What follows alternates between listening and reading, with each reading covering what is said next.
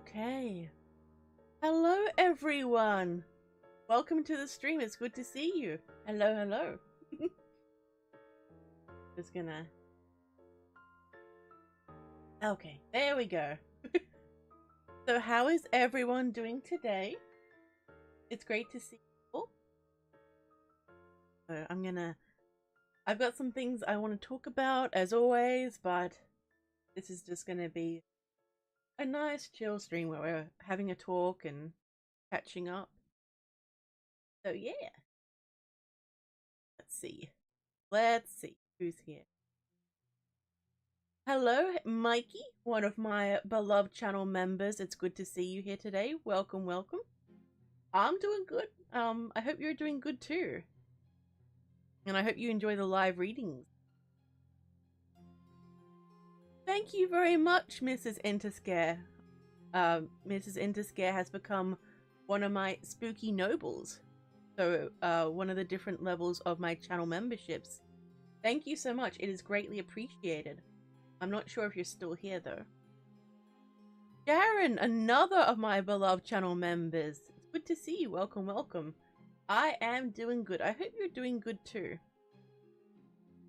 How is everyone, by the way? Let me know how you're doing. Crazy Cat Lady, hello. You don't often get to check out my stream, so it's great you're here saying hello. Hey, Trooper's here. Good to see you, Trooper. Welcome, welcome. Hello, Hussafel. Welcome, welcome. Water was cut off, so I'm not... Oh, no. Yeah, that's sad. Hussafel, I hope you get that sorted out really soon. And let's see. Richard, lovely to see you again. Welcome, welcome. I'm doing good. I'm doing good. Alright, let me organize my layers.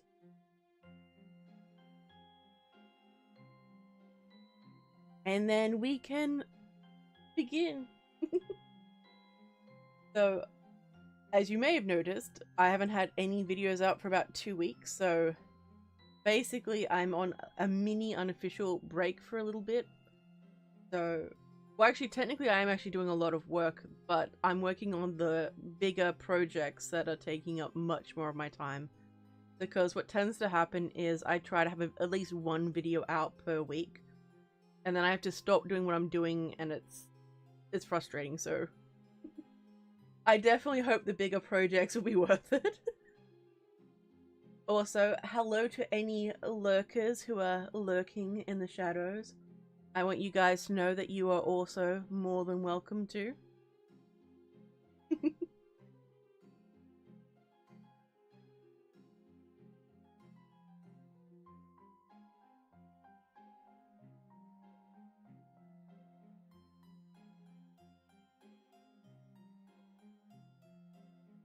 Alright.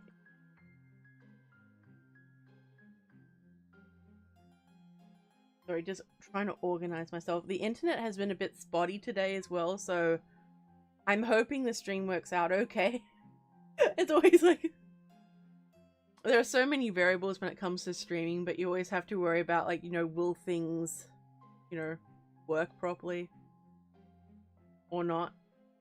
So, would it be easier for people if my stream was on a little bit earlier? I was thinking about changing it to 10:30 at my time rather than 11 AM.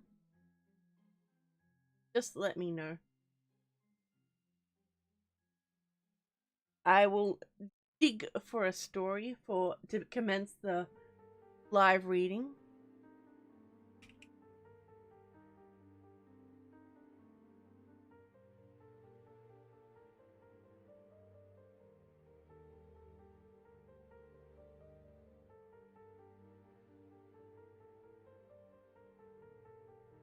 Let's have a look-see.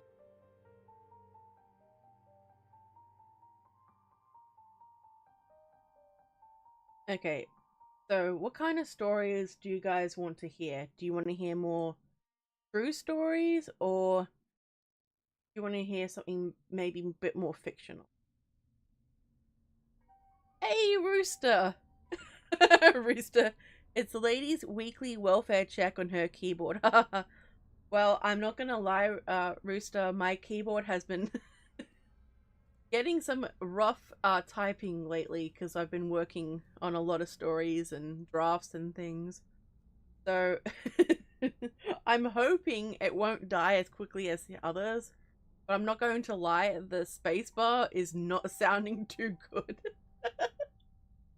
It's fine. Everything's fine. I should be a keyboard review channel instead.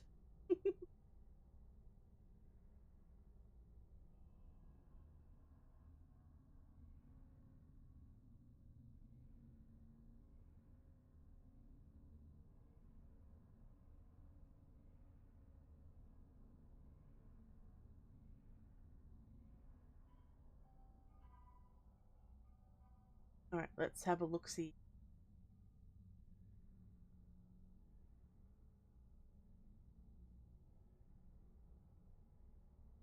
So I do have some glitch stories.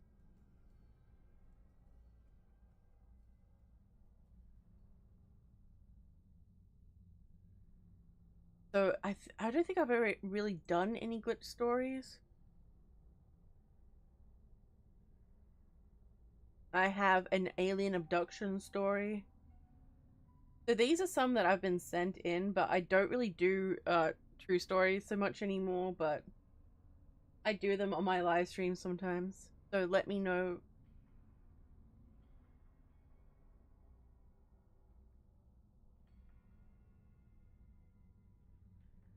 Know which ones you want to hear.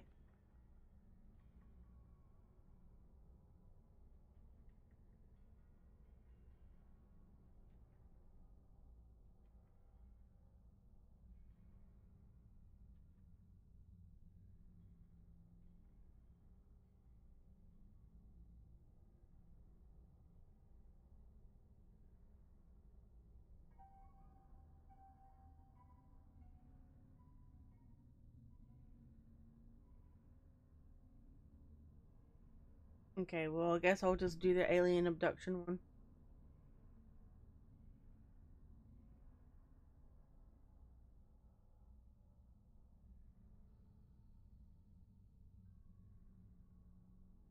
Let's see.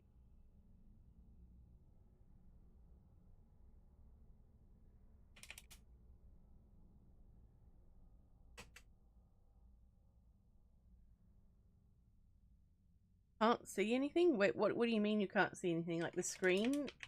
Like, there's nothing on the screen?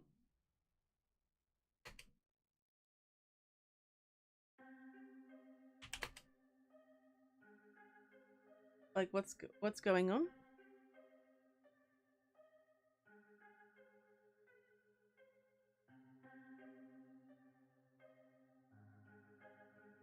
So, story 1.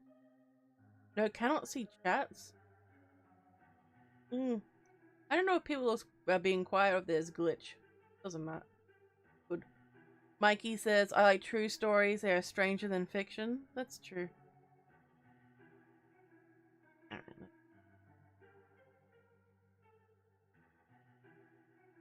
Childhood abduction. I was recently having a conversation with my mom about some things from my childhood.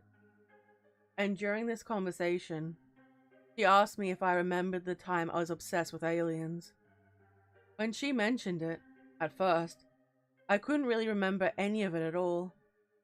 But then after she started talking me through things I used to say and do, and the games I would play with myself and my toys. Ah!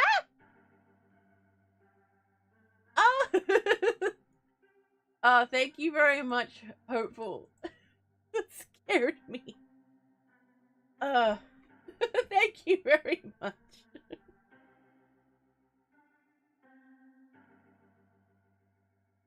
Oh, it's okay, Hopeful.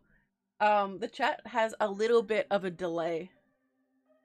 So Hopeful, one of my beloved channel members, comes in with a $5 donation and says, dropping by to say hi to Lady and wonderful community, and giving her a jump scare to hear Lady getting jump scared. Haha, love y'all. Well, love you.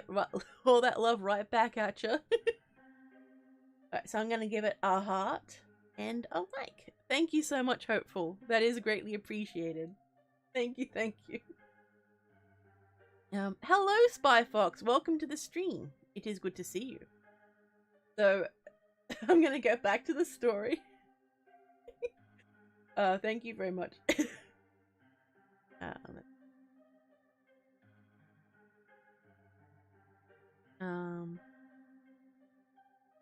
But then after she started talking me through the things I used to say and do, and the games I would play with myself and my toys, it slowly started to trickle back into my memory. This was around when I was 6 at the oldest. At some point during that year, I started telling my mom that I was no longer a person, and that I was one of them. I would refuse to elaborate on what or who that them was. But soon after I told her this, I started asking her questions about space. I would ask her random questions about what existed in space, as if I expected her to know. And when she would tell me what she thought, I would just tell her that she was wrong, but would refuse to elaborate. Not long after that, I started showing a major interest in anything that was space related, or alien related when it came to toys. I would ask her for a toy rocket ship, spaceships. I even asked her to paint my ceiling black and put stars on it, so it looked like the night sky. I'll give her credit on that one. She actually did paint it black and put those little glow-in-the-dark stars and planets on it. I remember that my ceiling looked like that when I was young, but I didn't recall that I asked for it to be like that. I just thought it was a cool thing that had been done for me when I was a kid. She said that I would play with my action figures, and every time I would play with them, there would be some sort of planned space adventure for them to go on.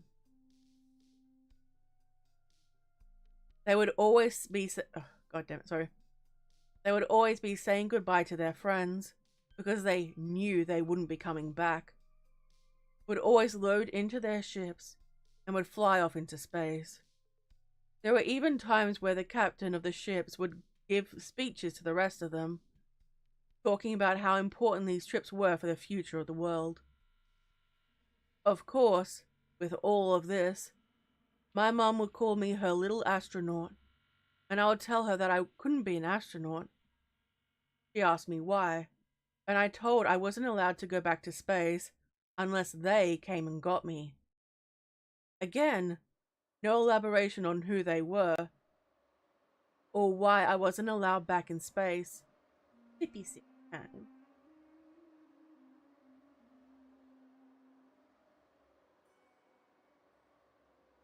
Of course, all of this sounds like a fun and kind of cute thing a child would come up with. But after she told me about all of this, the reason for why I had this sudden interest in this came back to me. I believe I was abducted when I was a child, and I remember a significant portion of all that happened. That night, I recall I was laying in bed, trying to sleep, but I couldn't.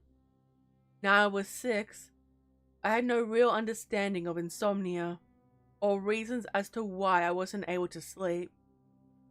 I just remember that I would close my eyes and feel like I needed to open them. At one point, I got out of bed, and I remember feeling like I needed to look outside, back into the backyard. I walked to my window, and I moved the curtain to look out back, and I remember being hit with this weirdest feeling. To explain it would be difficult, but I'll say that it felt like time around me became a solid object. Like everything had slowed down to a stop. But it wasn't if it had just slowed down. It felt like it was being held down by something that was pliable, like an actual force. I know it sounds weird, but it's the only thing I could truly, sorry, but it was the only thing I could think to truly explain it. I was also affected by this weird force, and I couldn't move, breathe, blink, or even really think. All I could do was stare out into the yard, and my brain struggled to process what I saw. I know there was a weird shadow that was moving toward me, and a bright light that was above the yard. And while it was bright, it was more like it was glowing than shining. It wasn't lighting up the entire yard, but it was emanating a very bright and discernible light. I just stood there staring at it for an indiscernible amount of time, but nothing moved. I really don't know how long I stood there staring at the light, but by the time everything came to an end, I just remember blinking and standing in the hallway of my house. For however long, I was standing in my bedroom, staring outside at this light and this moving shadow thing. Then the next moment I'm in the hallway of my house, nowhere near my bedroom. I ended up confused and terrified and didn't know what to do. I ended up going to the living room and crying myself to sleep. I remember that much. A lot of the time after that is a bit of a blur. But my mum told me that this is when my obsession with aliens all started. I'm fully convinced that I was abducted. And I have to assume this was some kind of alien abduction, obviously.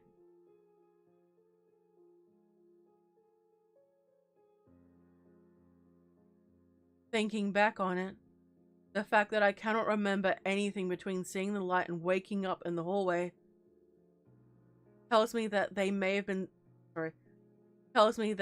done something that I cannot remember.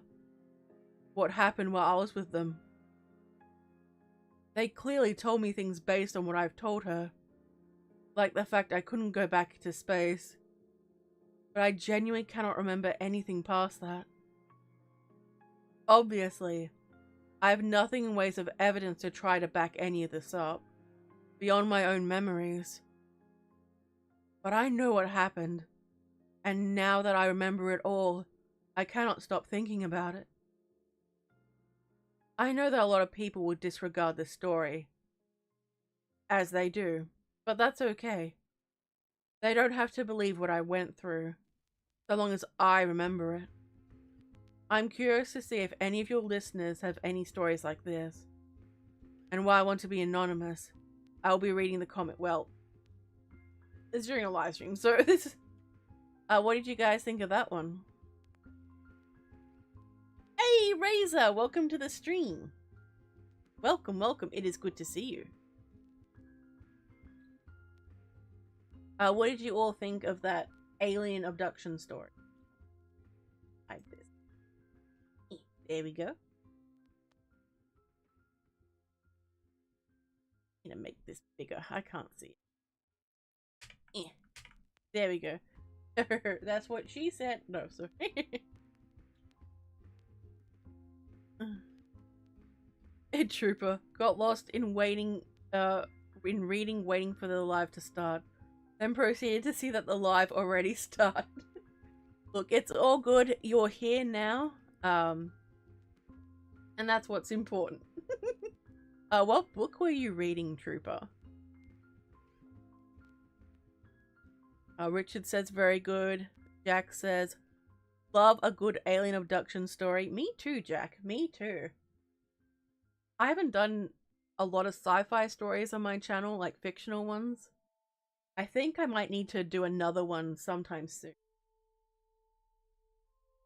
Firefox says, I just remembered I need to update a story I sent to Raven. Ooh, that's very exciting, Spyfox.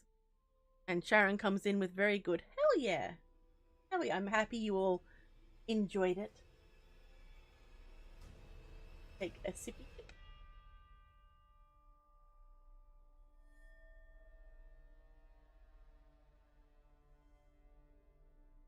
Okay, let's see what other story.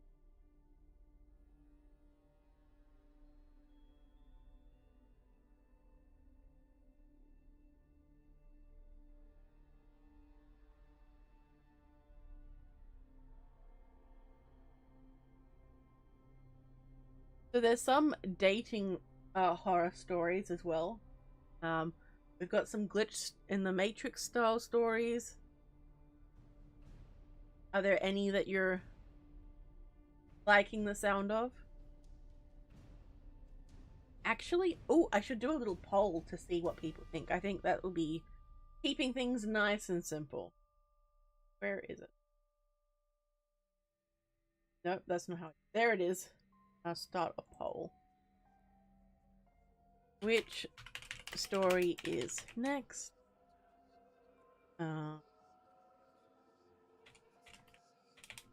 Glitch or dating? Okay, the poll is now currently live, so vote, and I'll wait a little bit, and then you can all, you know, take your pick. Richard says, "Oh, and a belated May the 4th be with you for yesterday." Thank you, and to you, and to you.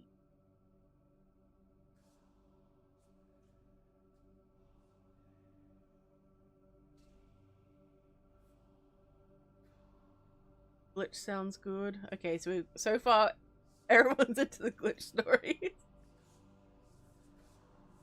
Ooh, The Color Out of Space by H.P. Lovecraft. Ooh, you know what? I haven't read that one yet. Cooper says, managed to get my hands on this really heavy Lovecraft compilation during a road trip. Cosmic Horror Bible, as my buddy called it, with golden pages of Lovecraft's work. Call of Cthulhu included. Ooh, oh, that's lucky. He is an absolutely brilliant author. I'm gonna keep that one open. I'm waiting on a couple of lines from different people at the moment.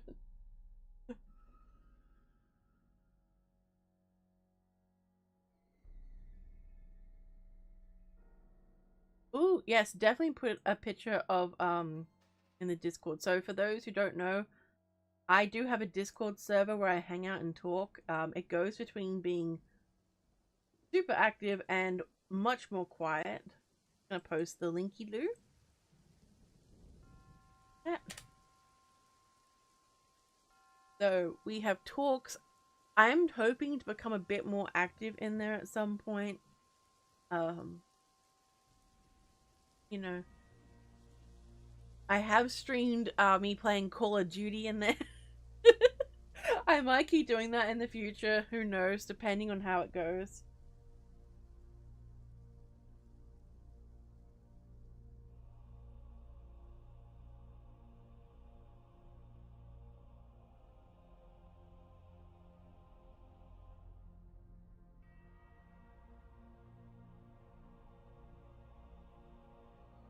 Cover art's cool. Hell yeah. I'll definitely need to check it out.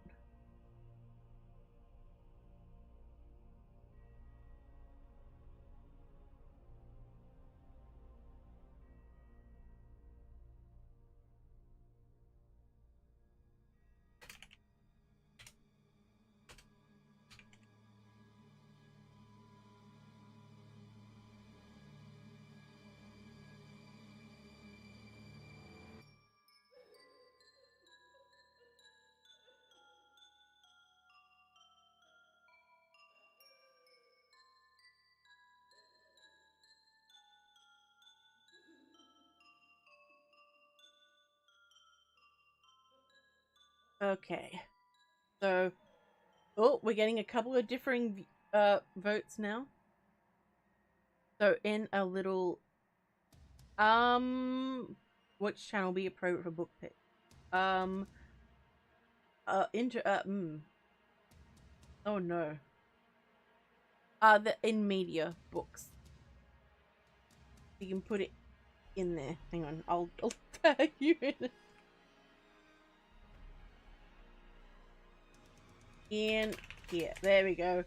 I tagged you in there. Alright. So it looks like Glitch is going to be the winner, so I just need to rummage some more. So I haven't really done any glitch stories. You're gonna have to let me know what you think.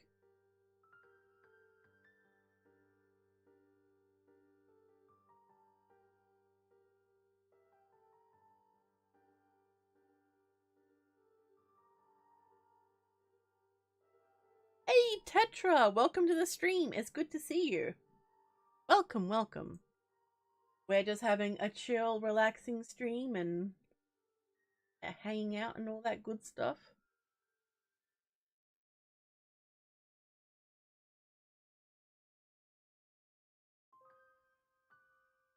Oh my god, that looks so cool.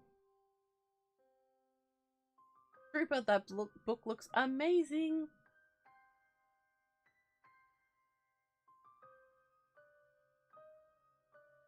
I'm going to end the poll now.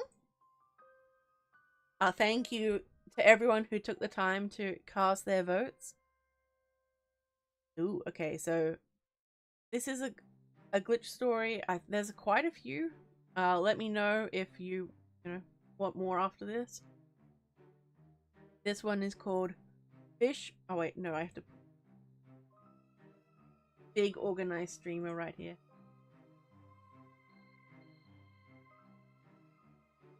Okay, there we go. Fish frozen in time.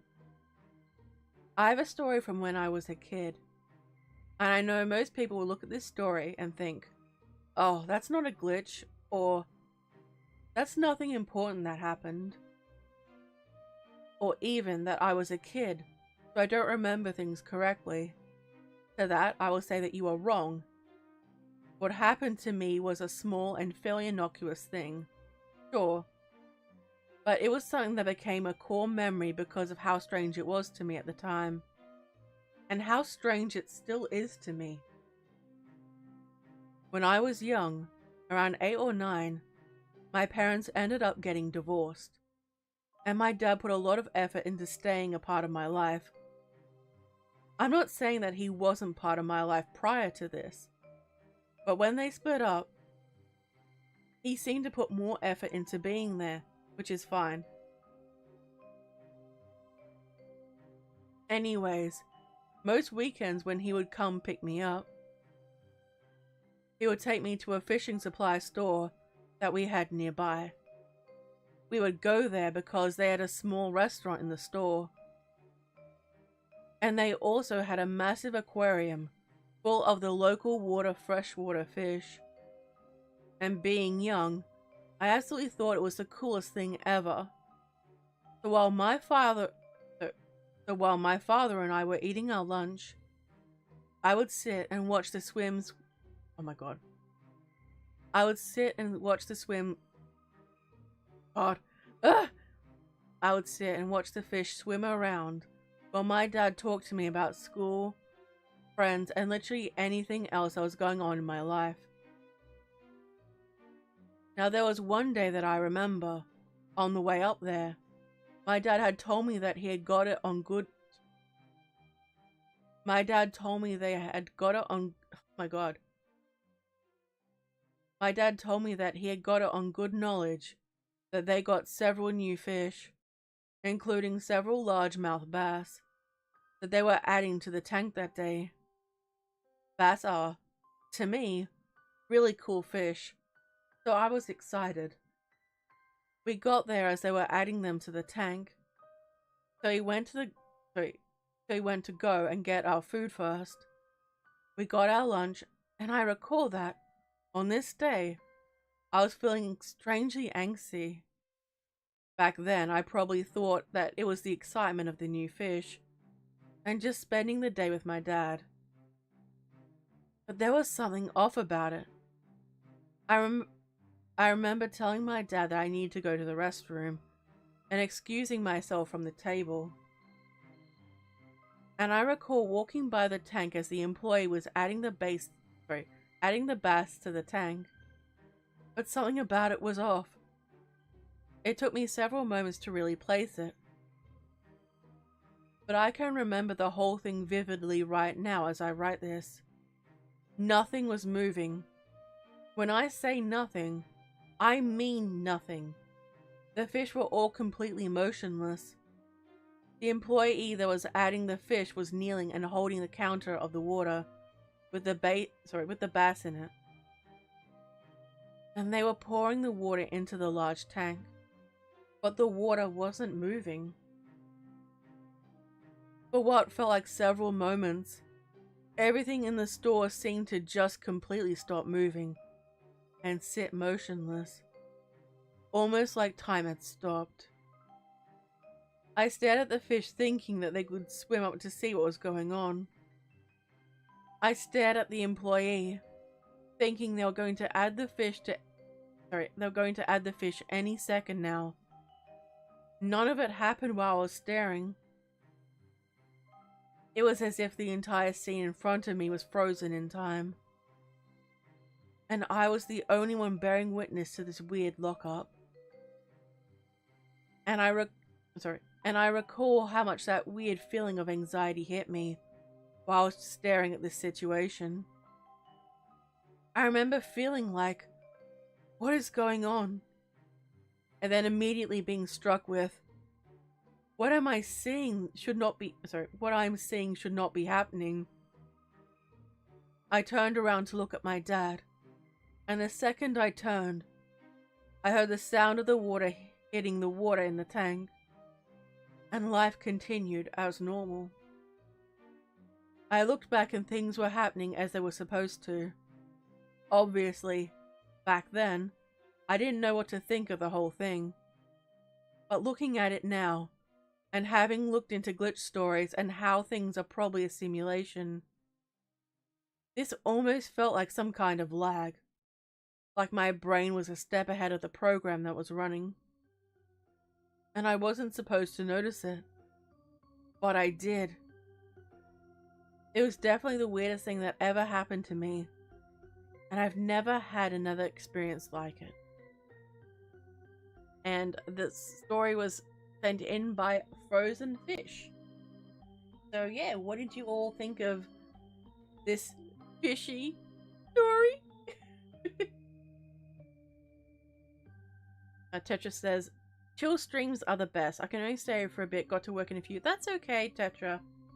I appreciate you being here.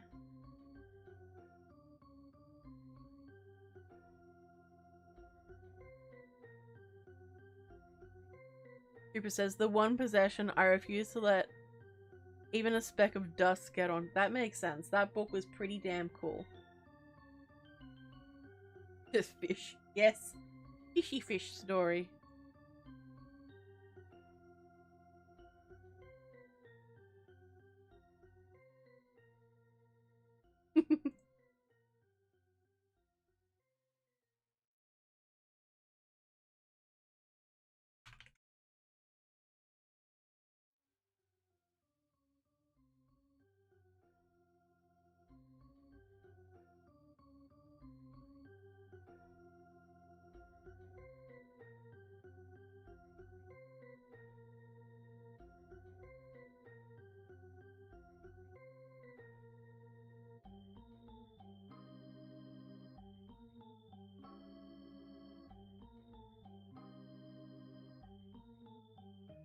Very good. You like that one? Okay, so I do have some more glitch stories if you guys want to hear those. Gonna hide this. So I'm not sure. Should I tease some upcoming stories? I've teased all the ones that are still in process, so I'm still waiting on lines from a couple of people.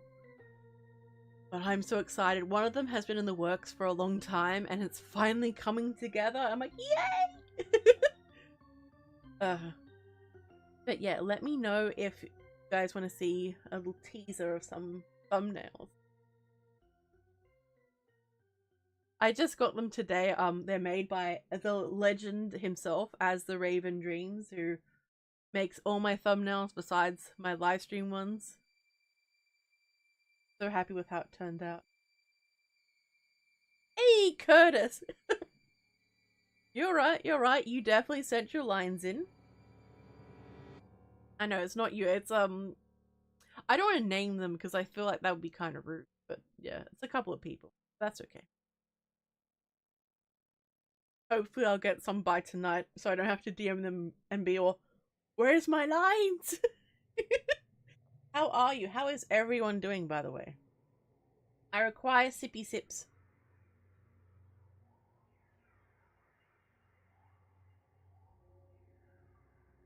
Good. Just as long as everyone knows it wasn't me.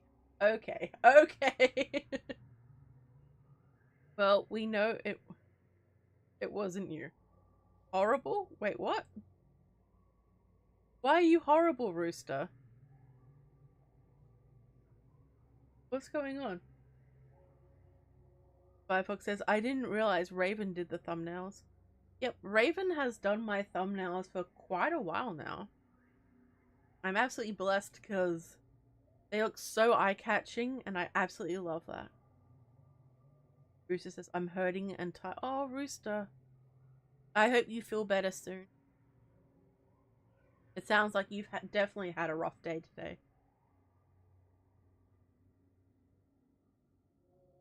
Curtis says, I'm finally not sick and feel alive again. I'm happy to hear it because the last time we were in a VC, you really sounded sick. And you still did lines for me. I appreciate the dedication, but, you know, you didn't have to do them when you weren't feeling well. I could have waited if I had have known. Still, I appreciate it. I swear, I still owe you lines, Curtis. I am the problem. I will send you the lines tomorrow, I hope. If I don't do them tomorrow, I don't want to forget about them. I was meant to do them the other day when I sent in some other lines, but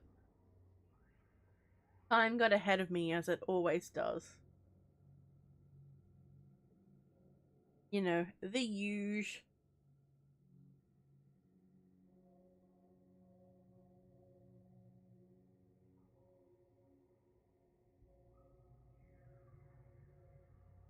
Yeah, he's got a very identifiable style, I noticed. Like, he tends to use a lot of different colors and usually very, very eye-catching work, too.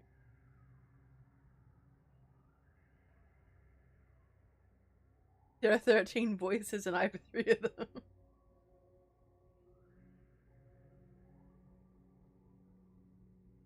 Which one are you in? Oh, wait, you are in Stay Alert, Stay Alive. So there's about 4 that's in progress right now. And it's like, where are my lines? But oh yeah, I was gonna show the thumbnails.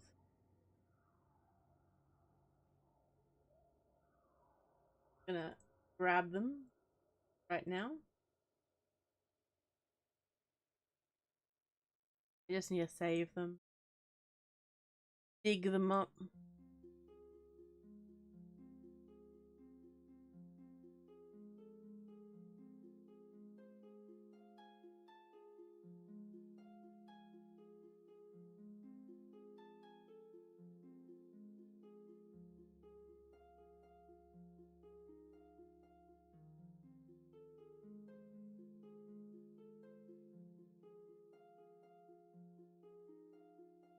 And there's this one.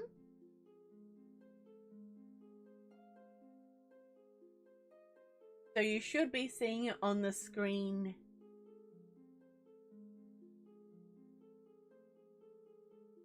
And I'm just gonna grab the other one as well.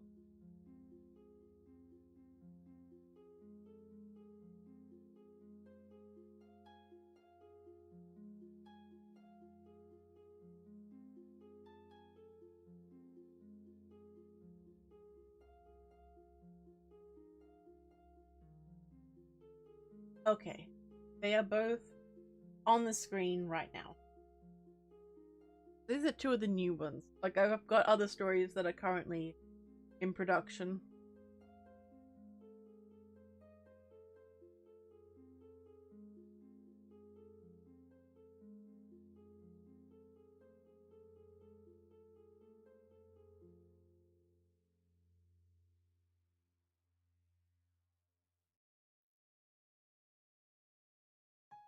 What do you mean? Hey.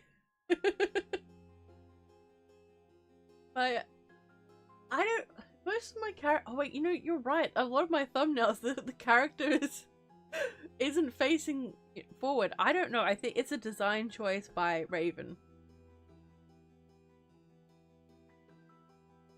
Hey, Dryad! Welcome to the stream. Spookaria, I love you and your content, but my name is each. Keep it up. I'll be supporting you the next 10 years. Baby. Hell yeah. Thanks, Dryad. I really appreciate that. I hope you enjoy the upcoming content and things too. Really appreciate it, fam. Thank you.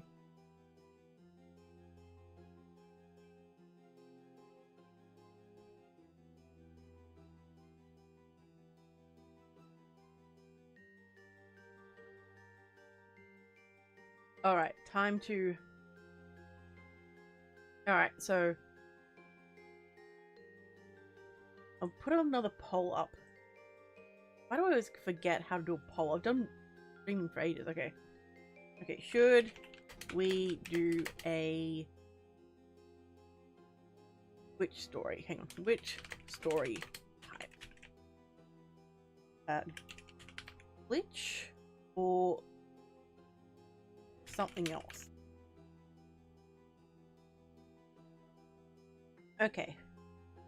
The poll is live. You'll decide my reading fate. So yeah, just put up the poll. So these won't be any, probably not any fictional stories, but these will all be, you know, the true stuff. I've noticed I've gotten into the routine of doing true style stories during my streams because I don't know, I tend to focus more on my fiction ones that I write myself. Ooh. Yeah. So cast your votes, people. What will it be? Dun dun dun dun.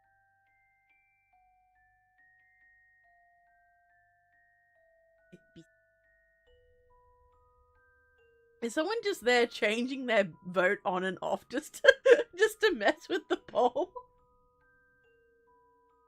Oh my goodness.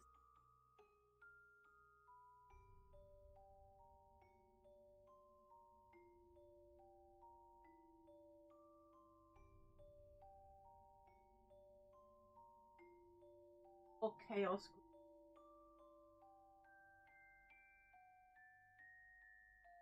Sorry, I thought my cat was in here, so I'm like, puppy? Okay. Alright, I'll give it a little bit. So something else seems to be winning so far.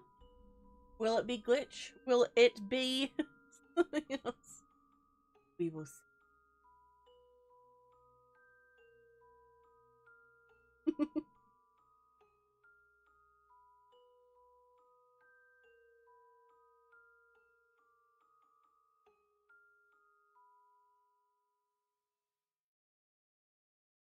Okay, I think that is enough time. Cast your votes, people. I'm about to end it. 3, 2, 1.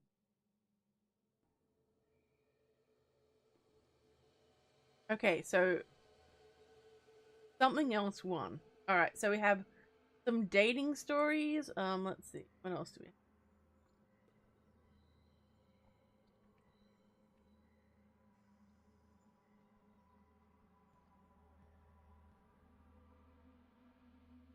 We've got some creepy, we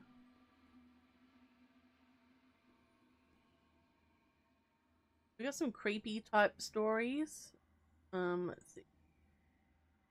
We got some babysitting horror stories. Some camping ones. Some cemetery ones. Some high school ones. I actually got a lot of these. Some paranormal ones. Do these sound interesting to any of you? Gonna have a raspberry to chew on.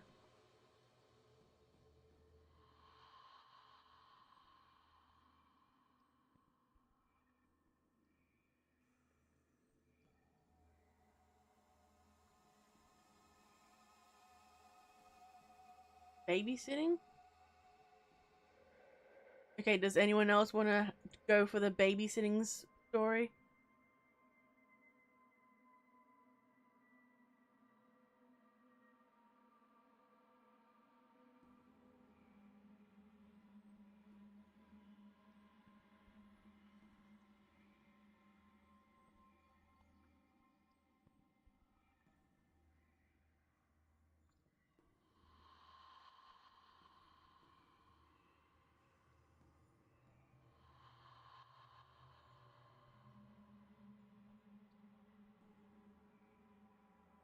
Go for it? Hell yeah. Alright, let's see. So I'm picking a story at randoms.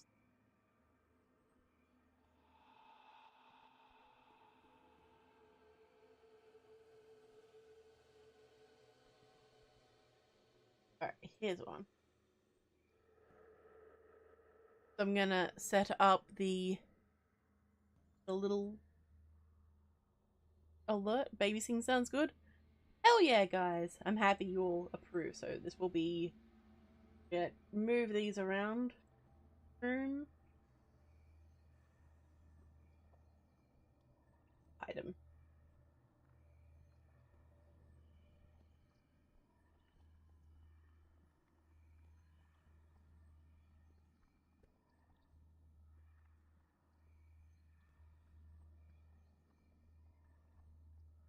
Okay. Story 3.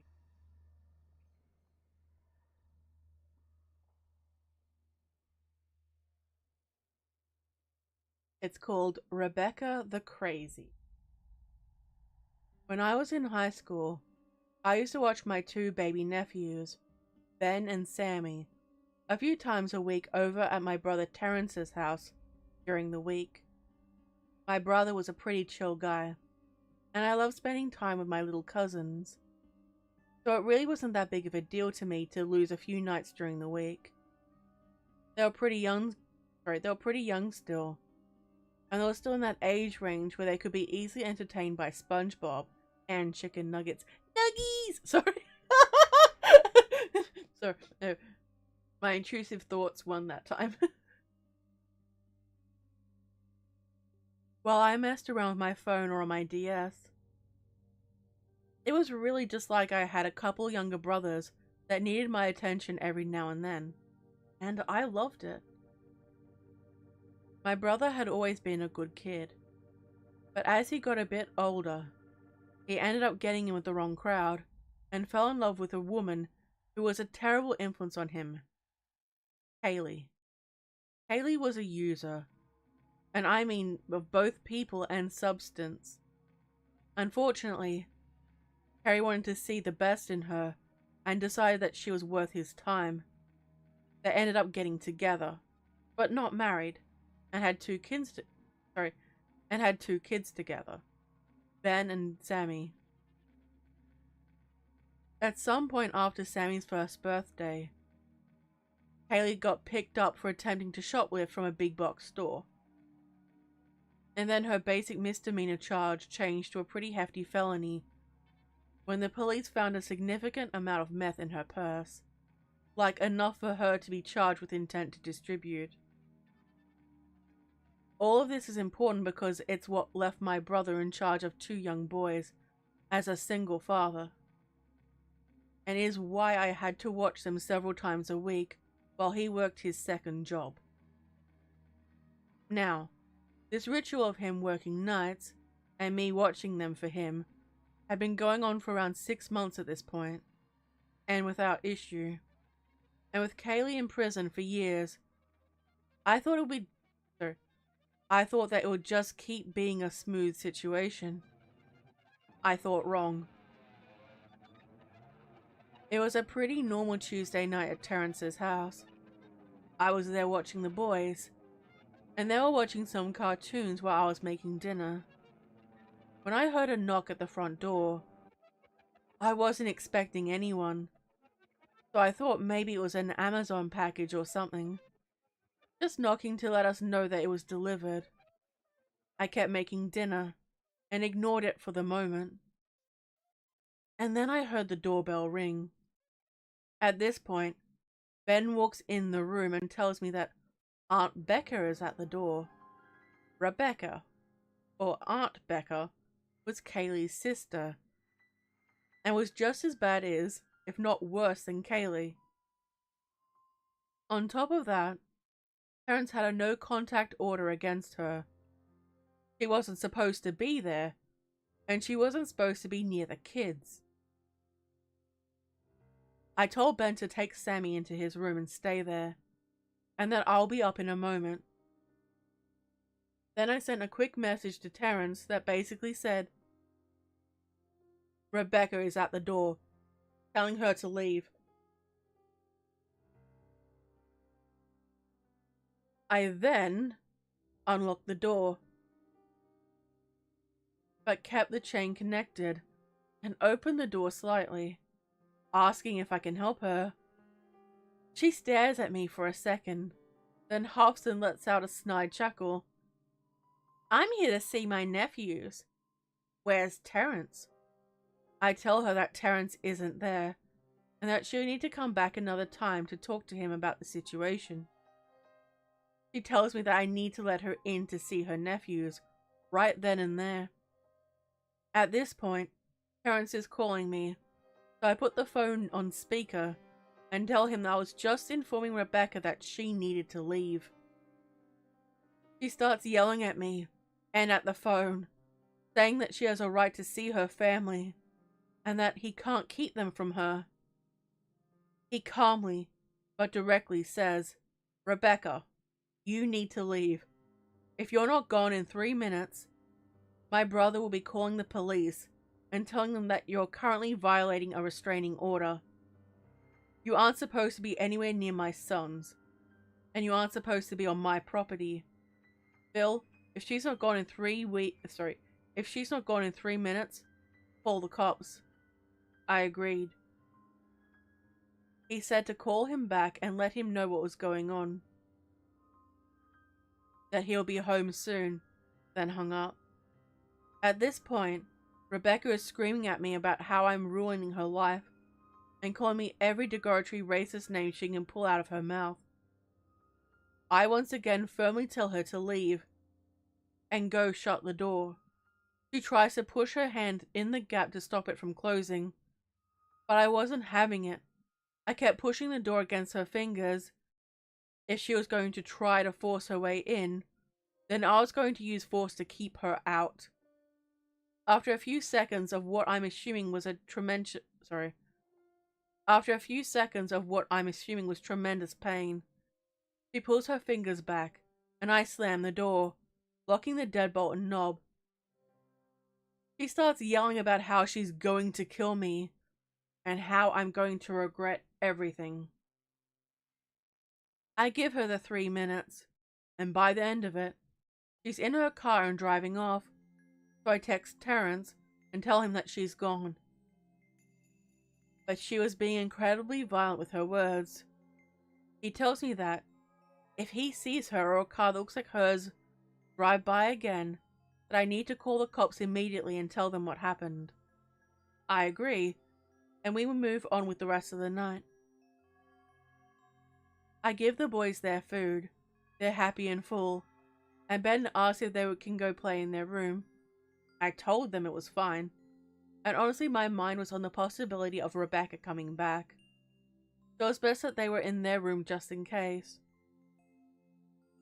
After about an hour of me sitting and watching SpongeBob by myself, and listening to the boys play upstairs, I get up to go and check on them. And no sooner than I stood up, I hear what sounds like a loud smack on the front door, then the sound of glass breaking. I duck and freak out, grab my phone, and run upstairs into my nephew's room. I shut the door and call 911 immediately. Honestly, a good portion of this is a blur. I don't recall the phone call really. I think of what I said to them was pure instinct, and a lot of my action was pure adrenaline. I thought that this crazy woman was seriously coming to break into the house to get us, and I honestly thought that it was a high possibility I was going to be killed and my nephews kidnapped. After standing in the room with my back against the door for several moments and telling the 911 operator about the situation, she said that the police would be there in a few minutes and to stay in the room. What I hated most about this was my nephews were just looking at me. Sammy too young to process what was going on beyond me being in the room to play with them. And Ben, just old enough to know that I was scared of something. But not what.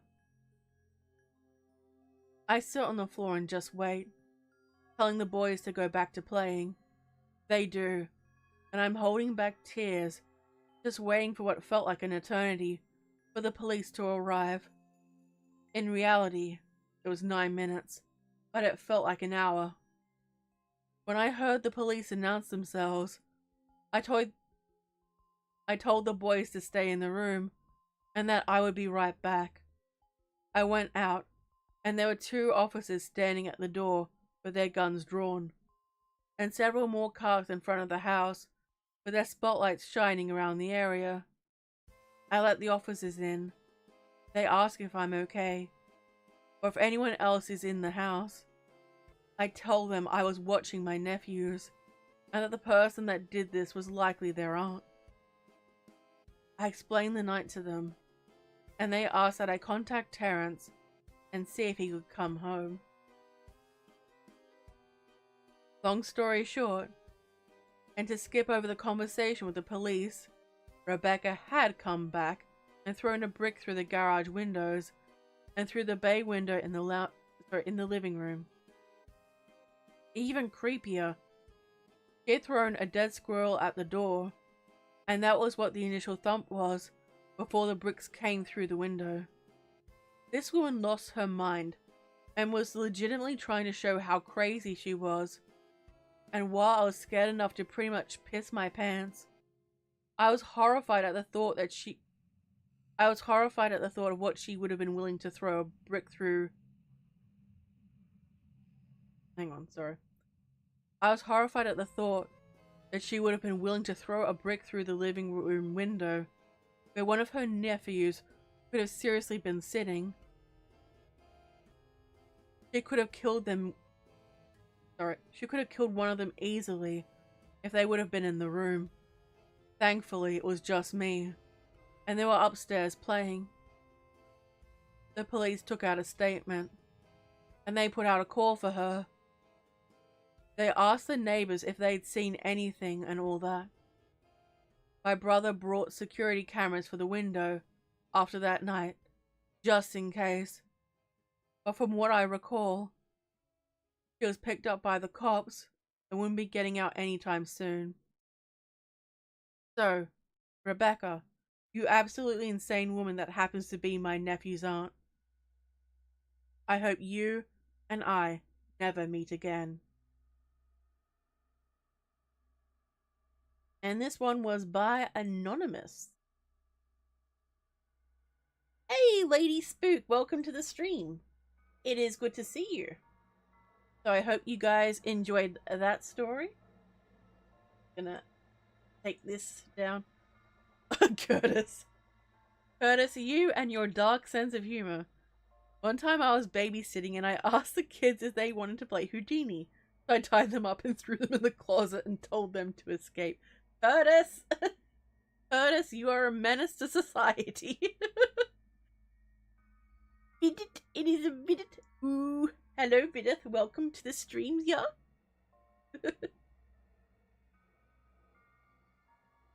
So far we have covered different types of stories. I'm very excited.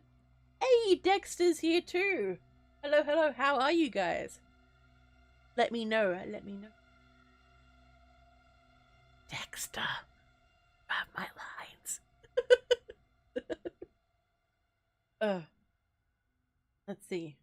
So those were those stories. What did you guys think of the creepy babysitter? Well, she's not the creepy babysitter. It's a creepy person around a babysitter. I'm doing good, Dexter. Streaming. Dexter, you better be kidding me. I'm hoping you're joking with that. owe me lines.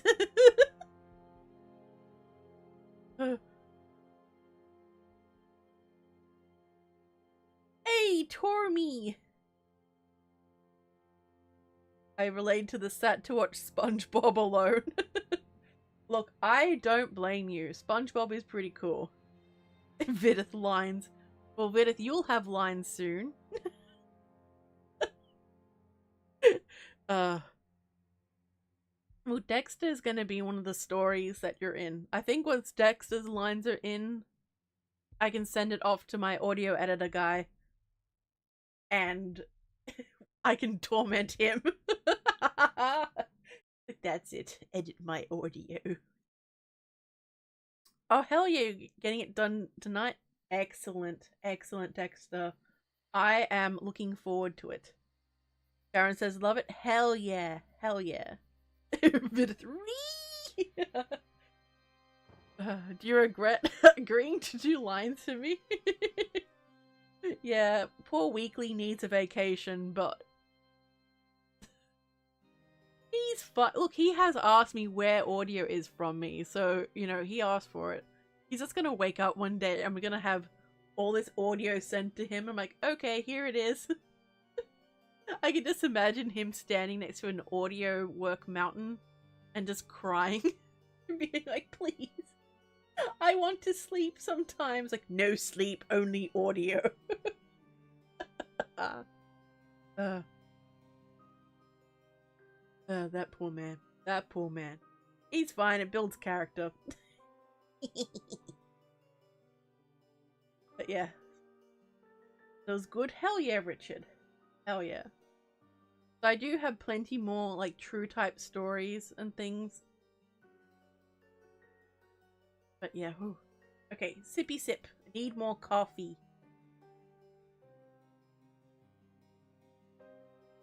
So I will probably be hitting up more creators soon to do more lines. Wait, what story? I also need to finish Vidus commission too. So my poor keyboard will be getting some gentle caresses while I, you know, do the story. Let's see. Sleep is overrated. True, Richard, true. Curtis says, I could send you a short story real quick. It's only like 1,000 words. It's about a person that starts seeing a shadowy figure sitting in the corner. Ooh, yes. I'll do it. Indeed, Dexter, audio does build characters, yes. All the characters. Oh yes, I do need to have a stretchy stretch. But I don't feel too bad, but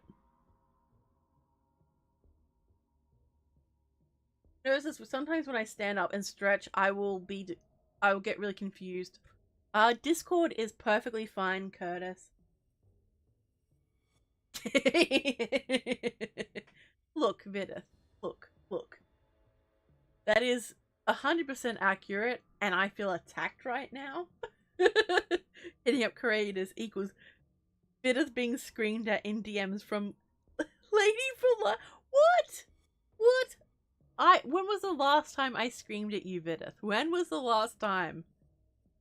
I'm just an innocent little demon. Okay, be right back. I'll be back in just a second. I just need to stand up and stretch. I'm gonna mute because no one wants to hear me go, oh my god, I'm dying. Yesterday? That doesn't sound like me, Bidit. That does not sound like me. Alright, be right back real quick. I just need to stand up and stretch and crack my back.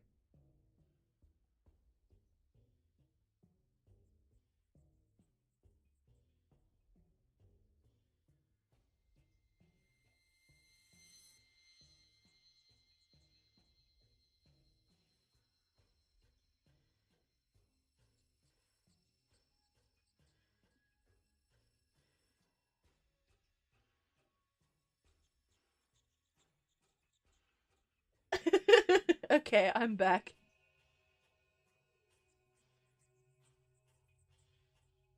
Curtis, could you send it in, like, just paste it into Discord rather than having a doc, please? Actually, no.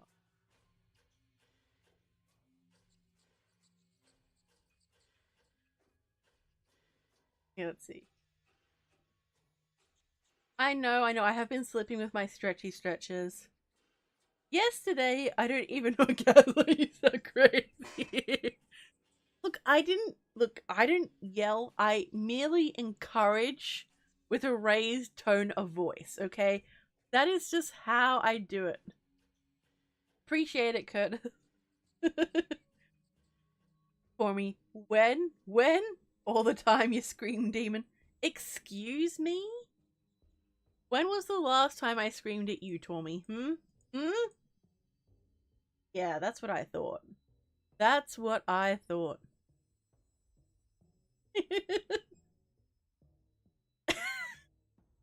Hey! Hey, look. Look, it's fine. Everything's fine. I didn't scream, I just made noise in my throat. How was that screaming? That was not screaming, Tommy. That wasn't screaming.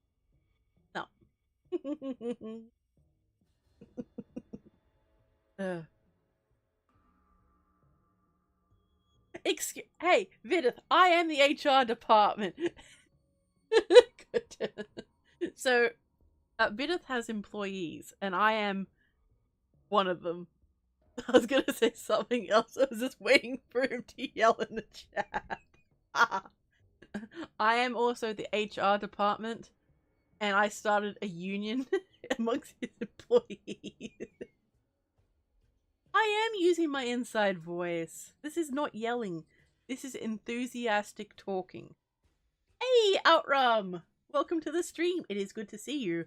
Welcome, welcome. A whisper at least. Hang on. You want me to go ASMR? Gentle whispering while, you know, you get ready for your day ahead because tomorrow's Monday. No, I prefer screaming. Dictator? Excuse me? I just send it through DMs, Curtis. It's just easier that way, I think. A bit of I'm yelling internally. I imagine you are. Look, having me as an employee has built character for you, Vidith, hasn't it? It's been a wonderful experience. A perfectly great experience of joy and happiness. I'm dying of my own joke.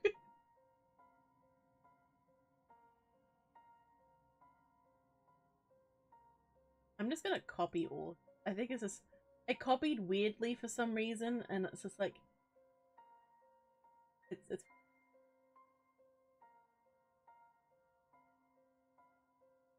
gentle threats of violence. Exactly, Dexter. Gentle threats of violence. That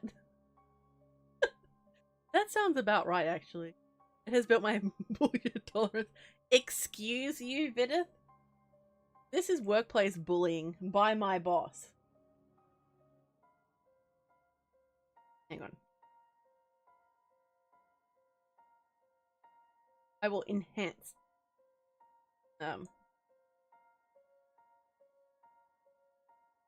Boss make bigger. I am blind.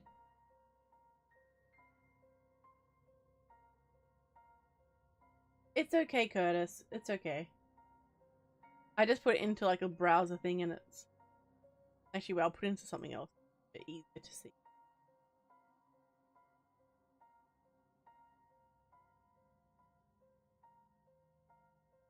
Wait, no, oh my god, I was putting it in the wrong file. Whoop! Whoop! I'll delete it afterwards. That way I won't forget it's by you. Okay, there we go. Select all. Time to increase the size. Alright. I'm just gonna go through and like... It got rid of a lot of the paragraphs. I'm just gonna fix those so I don't have to go through... Try to work it out while I'm trying to read it.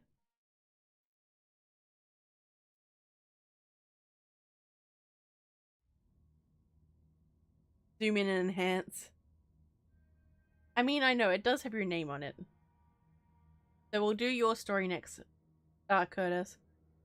This town ain't town enough for the two of us, yeehaw, partner.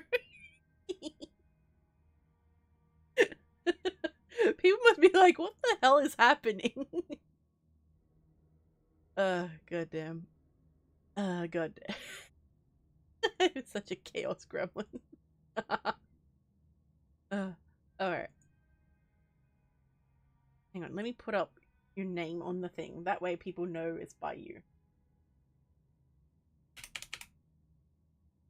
Yeehaw! Okay. It is called. No. Why is it so big? I can't put the full thing in because it's gonna. Oh fuck! Oh, hang on. Hang on. Hang on.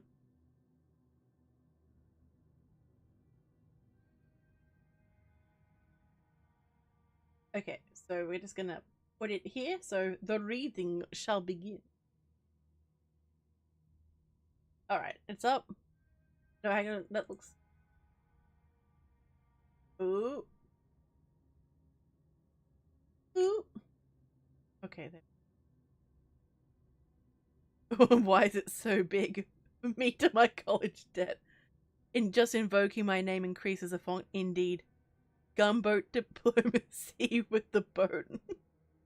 What? Kidori, why is it so big, fellas? Anyone want to take a shot there?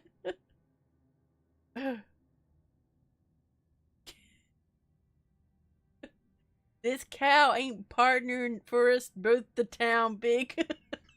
Dexter. It does. I agree.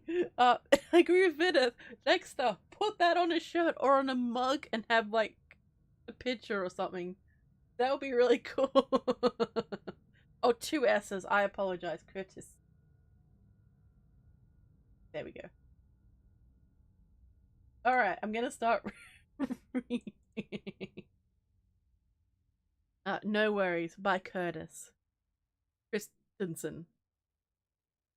One night, as I pulled myself out of bed and made my way to the bathroom, I saw something out of the corner of my eye. It was the shadow of a shadow. When I tried to look, I couldn't see it. But when I turned my eyes, it was in my peripheral. Peripheral? I always say that wrong, goddamn. It was in my peripheral. I ignored it and did my business. I went back to bed, making a mental note to schedule an eye appointment. It was gone in the morning, but I called the eye doctor anyway. She wasn't busy, so I got in almost immediately. Nothing wrong with my sight. I returned home.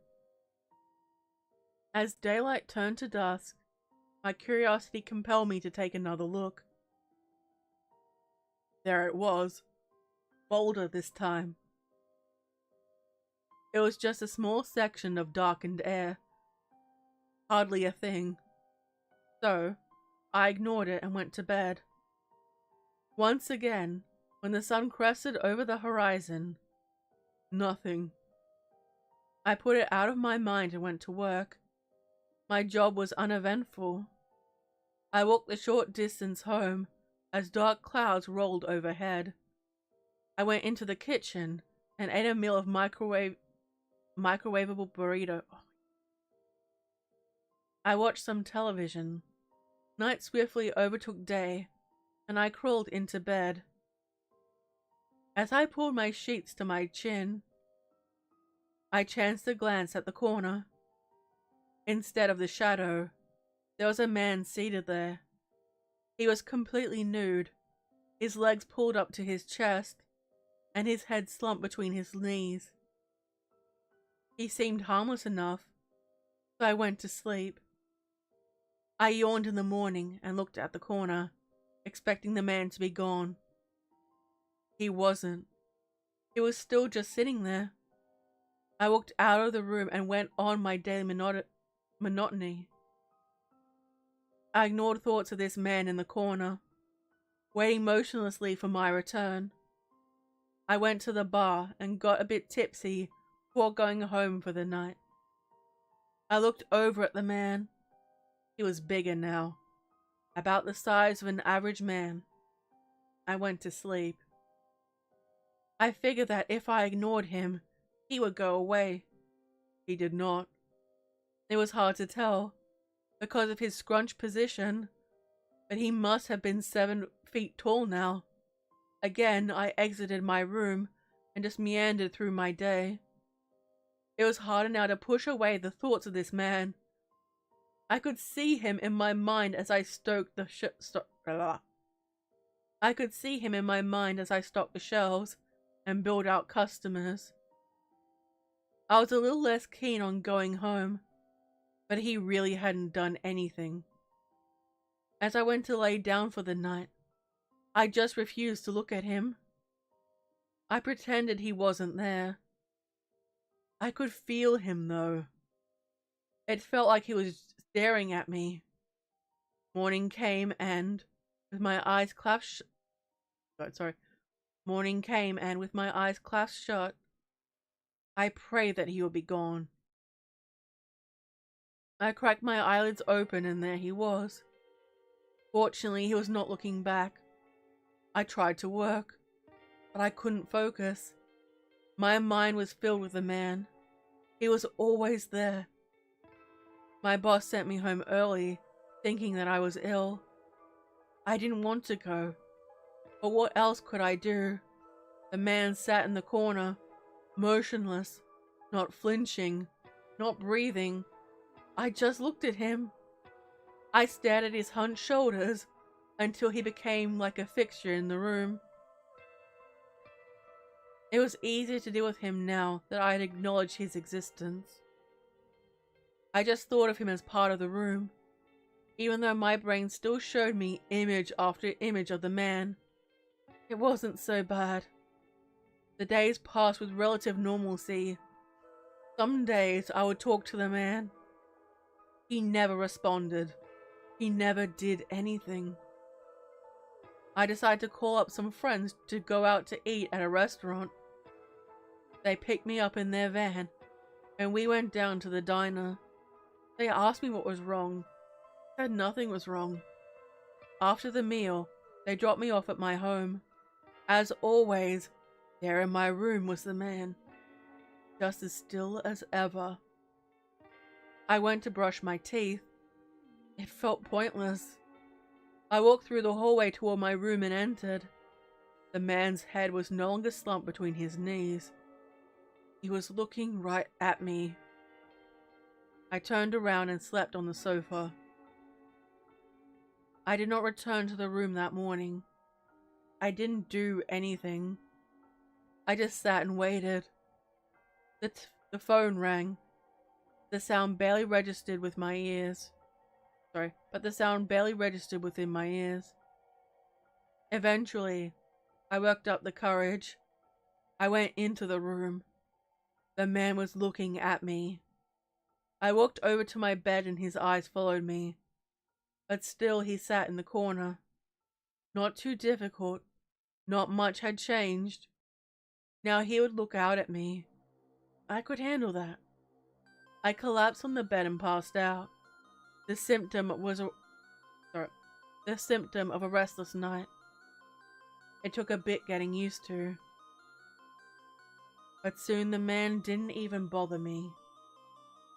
His eyes glared at me wherever I went. I didn't leave the house anymore. I don't think the man wanted me to. Often I would have staring contests with the man. He always won. It was strange, but I felt fine. Once I just accepted this was my life now, it was all okay. He wasn't hurting me and I didn't bother him. At night, I woke to the sound of clambering feet, rustling papers, and objects being moved. I sat up and looked at the man. He was in the corner looking at me. A dream, perhaps? I fell asleep a long while later. More noises stirred me from my slumber. I looked at the man. He was in the corner looking at me. I closed my eyes and pretended to sleep. I could hear the man walking around. He was pushing my furniture around, rearranging my desk, tossing items about. I did not open my eyes. I did not leave my bed. The man started scratching at the walls, the floors, and even the ceiling. But I did not open my eyes. Furniture crashed around the bed. I did not open my eyes. The whole room shook as he stomped about. Finally, the ruckus became too much for me to bear. I opened my eyes. I was sitting on the floor in the corner. I pulled my legs to my chest. I dropped my head between my knees. And I cried. Ooh, that was a good one. That was really good.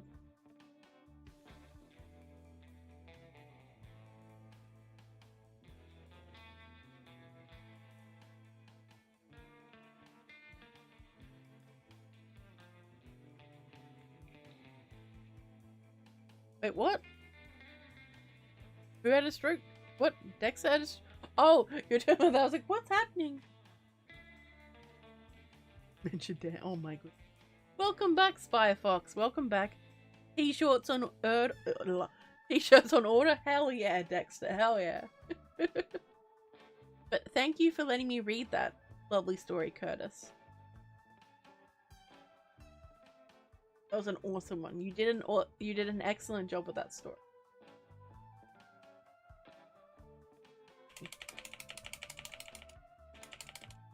Yeah, it needs a little bit of polishing, but it has a really good flow to it. I like the idea and the concept.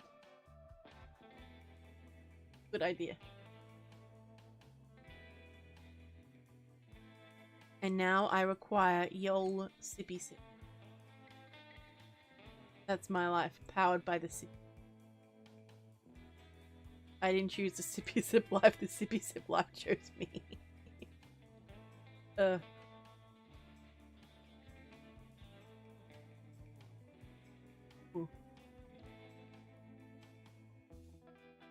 So where were we? Pestering a bit of the line. I don't know, I think he might have wandered off though. I think all the planes are now starting to go over. I don't know if you guys can hear them, but they are loud.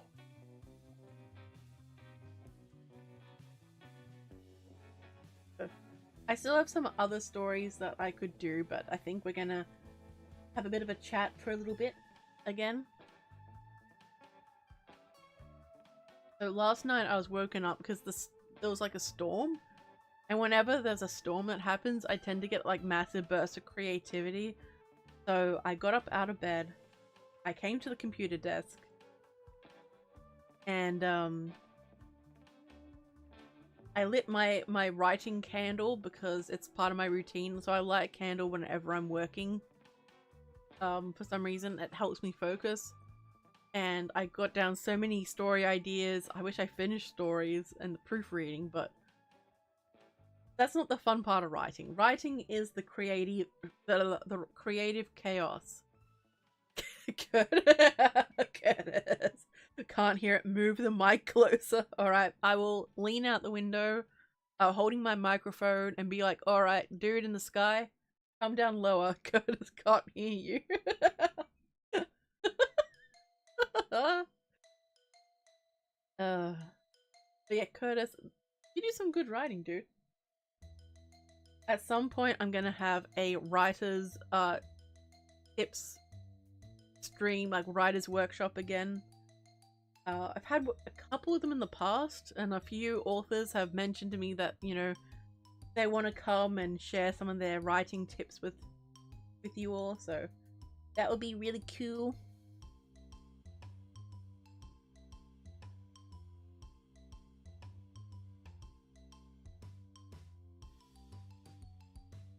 That's okay, Spy Fox. I've got plenty of stories, you know, ready to go if I need them, but I appreciate you thinking about it. I need a sippy sip of water. Has anyone else noticed that coffee dries your throat out when you're reading a lot? It's good to hype you up and get you focused, but not much else. Whee! Okay, where was I up to? What was I doing? Who am I? Who are you people? I'm just having my senior moment. Oh, it's fine. It feels like that. So, like, I've noticed that I can't stay up late anymore. If I stay up late, it absolutely trashes. Like, I just... This is what it feels like to get old. Hey, Bobby! Welcome to the stream. It is good to see you. Welcome, welcome.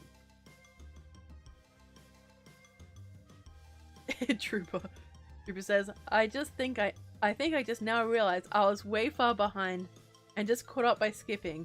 Either I accidentally unwinded or I hit restart. Look, I've done that too, Trooper. I've done that too. It's like, why is this story being done again? Like, you don't sound like that, but like, you know what I mean. Dexter says, tea, lemon, and honey for narrating. That is true. I have some really nice tea. Like, normally I have a tea on my desk, so I don't like having just one or two drinks. Oh, no, no, no. I have Coca-Cola, coffee, tea, and water. Those are like my main four. Sometimes I swap them out for something else. Decadence. I like having options. Let's see. So how are the newcomers coming in? Feel free to let me know how you're doing and all that good stuff. Hey, Amateur! One of my beloved channel members. It is good to see you. Welcome, welcome. Yes, indeed, you are... Well, not on time, but you definitely made it. Welcome, welcome.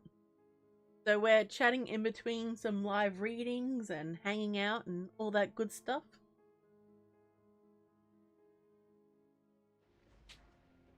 Yeah. Oh my god. I started to crack my back. It was just like, no. So I'm looking for a chair, because I need to upgrade my chair because it's broken.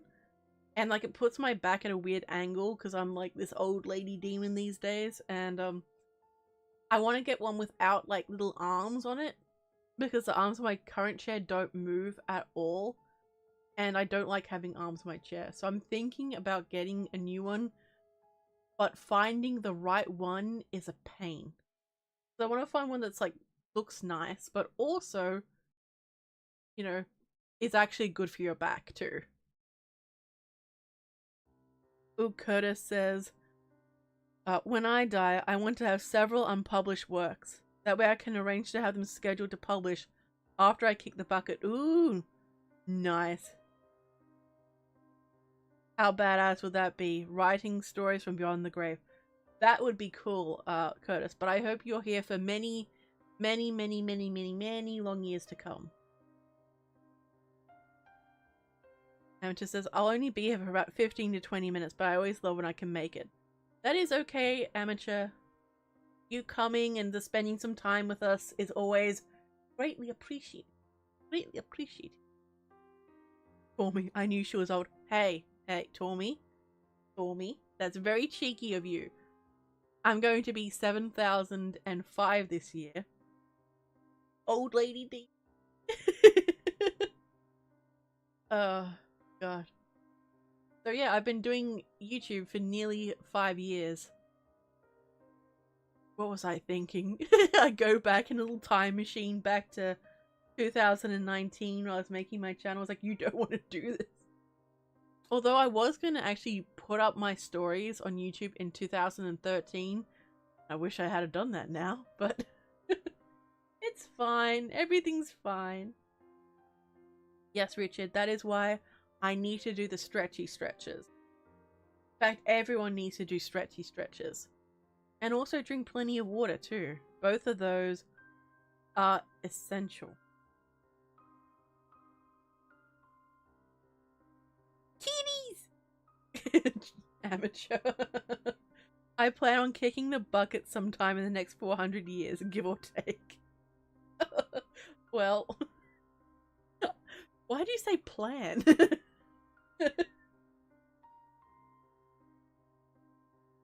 Let's see. Trooper says, hey, the average demon lifespan is 22,000 years. In perspective, you've only lived a small pizza slice of your lifespan.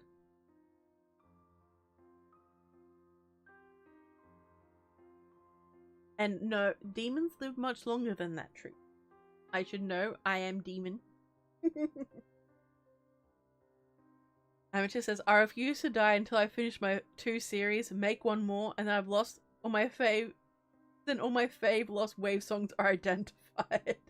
Oh, Amateur. Yeah, I don't want to die until all my creative works are done. And I think if I made a pledge where that happens, I would be immortal. Because I keep wanting to make new stuff all the time. And I wish I could clone myself. It's like, okay, you get to do the editing. You get to do this. You get to do that. Etc, etc, etc. But I know that, like, I wouldn't want to work for myself. It's like, I wouldn't want to... It's like, I don't want to work today. So there'd be a mutiny of my clones and it would just be chaos. Just pure chaos. It's just how it goes. Oh, hell yeah, Amateur. Amateur is nearing his 10-year anniversary on the YouTubes. Hell yeah. Congratulations, Amateur. So I think I'm in both series. Yeah, I am. Of Amateur series. I play Heather. Very exciting. And I also agree, Curtis. I also like pizza slices as a term of measurement. I think maybe that will unite the different measurements in Australia and the US. We start measuring things with pizza instead. Look, Trooper, it's fine. Everything's fine. Don't question it. It's fine. Everything's fine. Exactly, Dexter. See, you're on it. You get it. Bye, Fox. I kind of want to write a large dramatic. I don't know what you mean. I'm sorry. You can your life story and schedule to release the moment I die. After my death. Ooh, nice.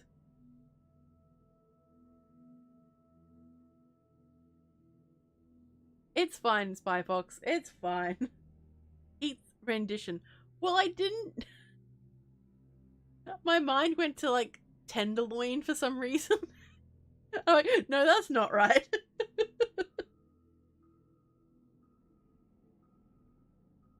Hang on, I'm gonna put a poll up. Let's see how angry people get. Let's see fight start. Does pineapple belong on? Alright. We got a poll. The most important poll that ever existed. People, please cast your votes.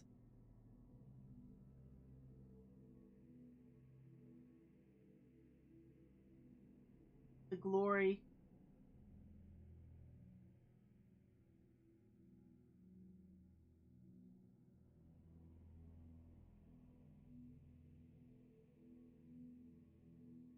Even pizza slices. Hell yeah. Oh, you've been animating some Heather scenes. Hell yeah. Oh no. Hell yeah, Amateur. I'm looking forward to seeing it when it all comes out. Give us a large dramatic tenderloin. That sounds good too. Seriously, I shouldn't. Look, I'm starting to get hungry because it's around like it's getting close to 1 p.m. and this is normally the time I eat. So my brain's like, food. We are going to hunt soon.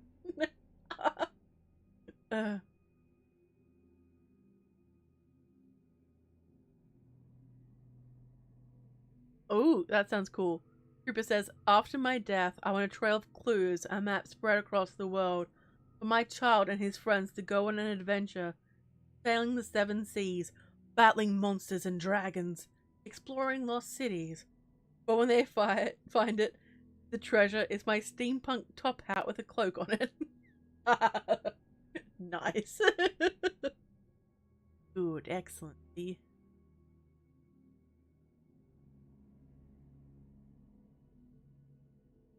You like anchovies? Ugh.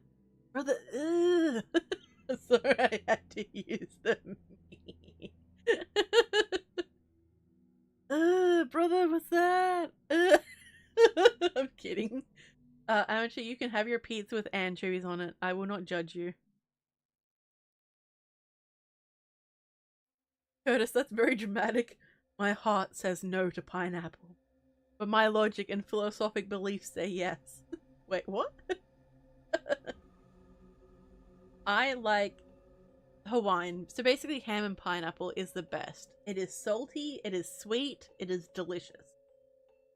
I know a lot of people will disagree with me, but I don't care. It is the best.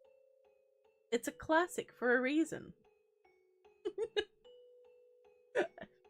A fight breaks out in my chat about what's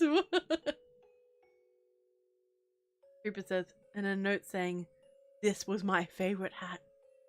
Wear it when you feel particularly goofy on any given day." Later, son. Don't get old. It's not fun. That is very much a thing you would... Yeah, I can see you doing that, Trooper. I can see you doing that. Ooh, blackberry.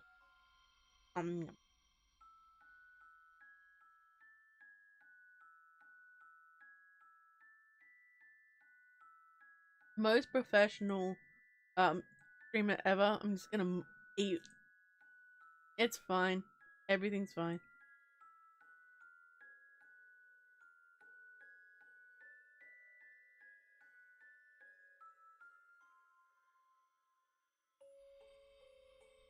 Joe says, I don't like fruit. But also, who am I to tell you what to put on pizza? I don't have to eat it. I mean, you've got a point there.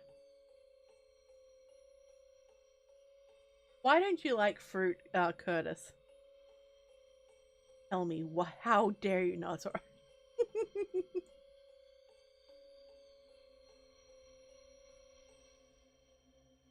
A horror pizza story. I might have some pizza delivery stories. Not sure though. Amateur, do you smell it? That smell? The smelly, a kind of smelly smell? The smelly smell that smells smelly? Amateur. Sounds like it smells smelly.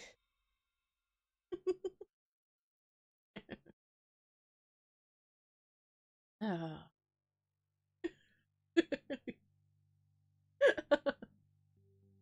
Alright, wow, so the yes vote currently has 82 votes, so let's just say people in this chat like pineapples on pizza. A glorious day for us. The power, the glory, the might of the pineapple goodness. I don't know where I'm going with this, I'm sorry.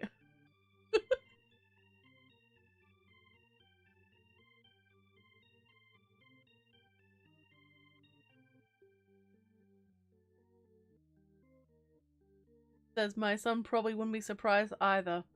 Goes up to my grave with a done face like, yeah, F you too, Dad. Had to get one last one, didn't you? Yes. Well, no, 82%, not 82 votes. And end the poll.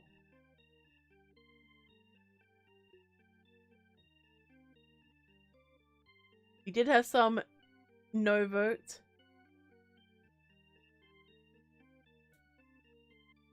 Curtis says, too much sugar in fruit. I'm not a fan of sweets. And I don't like to mix flavors. I'm a flavorist. Keep them separated. Curtis. God damn it. Well, I see. Wait, who are you calling that? Who are you saying that to, Trooper? Amateur says, do cicada bugs exist in Australia, lady? Yes they do. And they can be quite loud. They're not really around where I am, but, you know, if you go into the more bushland type areas, They're definitely around there more. So, well, I mean, it's on pineapples. Firefox prefers sour over sweet. My goodness. Sippy sip time.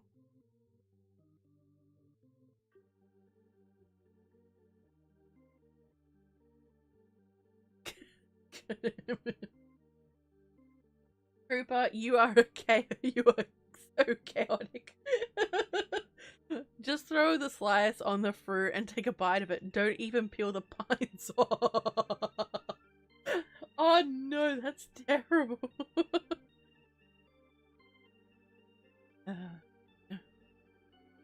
The troop, I'm sorry, not trooper, sorry. Amateur says, my grandpa's shop building has 50 or so on it. There are hundreds just chilling around my house. I can't go anywhere without seeing one. Ooh. I wonder if it's, has there been a massive change in weather over there? Because it could be their mating season, so they're out trying to, you know, do the deed. Bow chicka bow wow. Ooh, Spy Fox, get me some hot chocolate too while you're up. Go for some. I haven't had hot chocolate in ages. It'll be the perfect thing to have on a cold night as well. And Tormy, am I the only Italian-blooded here? What's wrong, Tormy? Not a fan of pineapple on pizza? It's good though. Trooper. Trooper, that's a good one. Trooper says, I spend all day finding small harmless ways to be a menace to society, or at least a massive inconvenience. Oh, my goodness. My goodness, indeed. Yeah, Amateur. So Amateur says about cicadas, they do have the perfect life. They scream. They have the sexy times. They bury their children for several years, and they die. I mean, you're not wrong. You're not wrong. That is how it goes.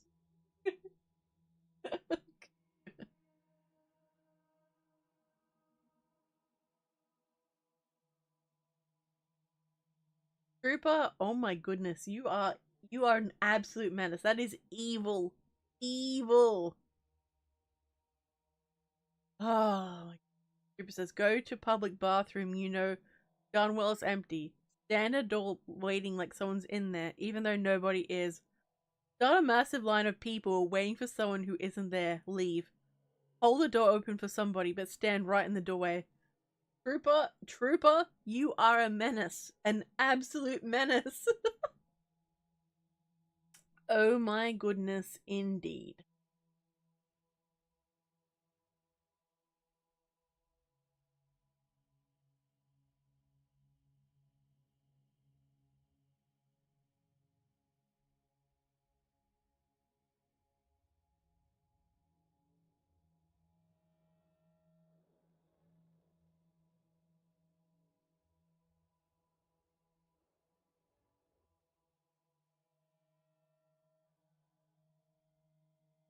Hey, AK, welcome to the stream. It is good to see you. Welcome, welcome. Hell yeah, AK agrees. Pineapple belongs in pizza. Hell yeah. Hell yeah.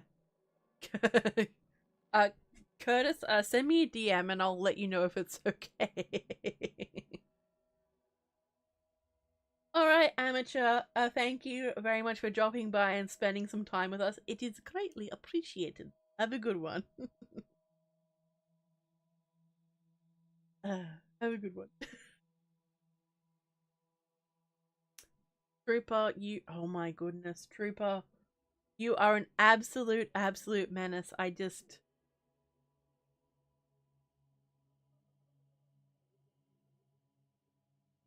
Trooper says, walk down the street with a bucket of bike locks, latching them onto the door handles of random businesses. You're closed, not you. I need to come here later. You're closed. Trooper. You, oh my god. A part of me is horrified, but the chaos gremlin in me is there going, my brother, my twin. uh, oh my goodness. So basically, AK, we are currently doing, well, I'm currently doing some live readings and we're all hanging out and having a chat and all that good stuff.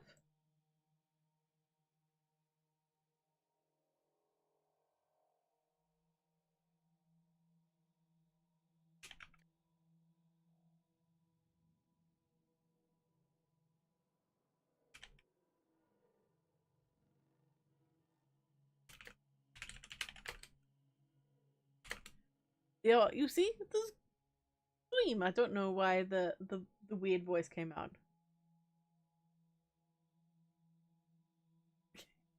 Trooper. The Trooper, that one isn't quite as chaotic. It's still chaotic, but not that much.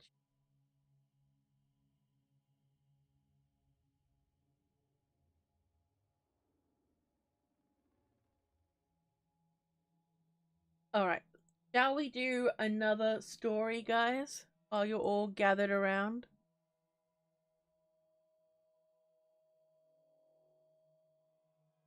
So, Spy Fox wants another story? Hell yeah. Okay.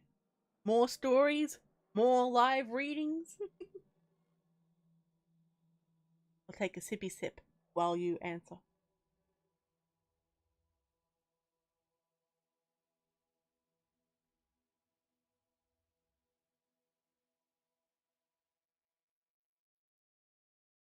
Okay, so do we want glitch stories or something else? Alright, Curtis. Thank you very much for coming to the stream. Have a good one.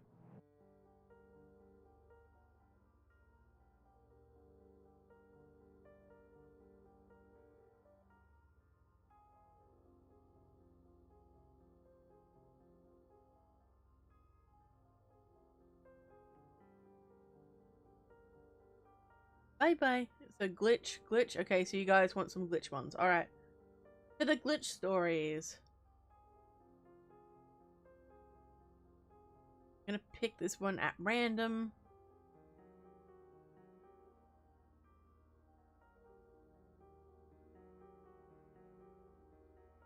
So this one is... who's this one by? Okay, so this one is by Samuel P. And it's called I Got the Same Package Twice.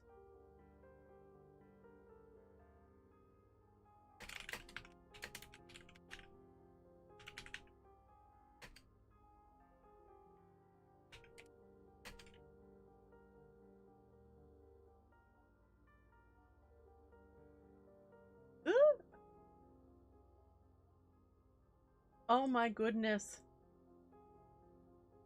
No, it won't let me spend. Okay, I see how it... it won't let me... God. There we go. Oh my... Right, here. Okay, sorry guys, I had to repeat. Okay. Yeah, Richard, I wonder how Drive Fast is doing too. He seemed to be pretty shaken, but hopefully we'll see him soon. He might pop in a bit later. I got the same package twice. I have a really strange but fairly boring / mundane glitch. But I think it's worth telling because of how weird it is, honestly. I'm 17 and I still live with my parents, but I have a part-time job and my own bank account. I also have an Amazon account. I spend way too much of my money on random things that I need or want from Amazon. So oftentimes, I get packages delivered to the front door. It's relevant to what happened. Trust me. On this day in question, I was expecting a package from Amazon with a new wireless charger for my phone, because I'd accidentally broken the plug-in one on my old phone. It was a weekday in March, because I was in school, and my parents were at work until around 5:30. I also had the night off from work, so it was going to be a good night. When I got home from school, I saw a box on the front porch, and I knew it was going to be my charger. I grabbed the box, dropped it on the counter, and used one of the kitchen knives to cut the tape along the top to open it up. I cut the tape that sealed the box, tossed the knife on the counter, and opened the box, grabbing my new charger. Then I broke the box down and placed it by the front door so I could toss it into the recycling. Then placed the charger on the counter. I planned on grabbing it and taking it upstairs, but I had forgotten it on the counter for whatever reason. Sorry, hiccupy. But I had forgotten it on the counter for whatever reason and went upstairs to my bedroom. I sat at my desk and started doing some stuff on my computer until I started feeling a bit tired. I leaned back in my desk chair and I guess I dozed off. Because the next thing I knew, I woke up to the front door of the house opening and then closing. I shook myself awake and headed downstairs to greet my mom. I said, "Hey." She said, "Hi." And then she told me that I got a package. And I asked if I just didn't hear the delivery driver. I mentioned I brought the package in and that it was my charger. And she handed me the Amazon box. I grabbed it, but then looked over at the counter where the charger should have been, and it wasn't there. I then looked over to the front door where I put the box for the recycling, and it was also gone. I need a sip, sorry.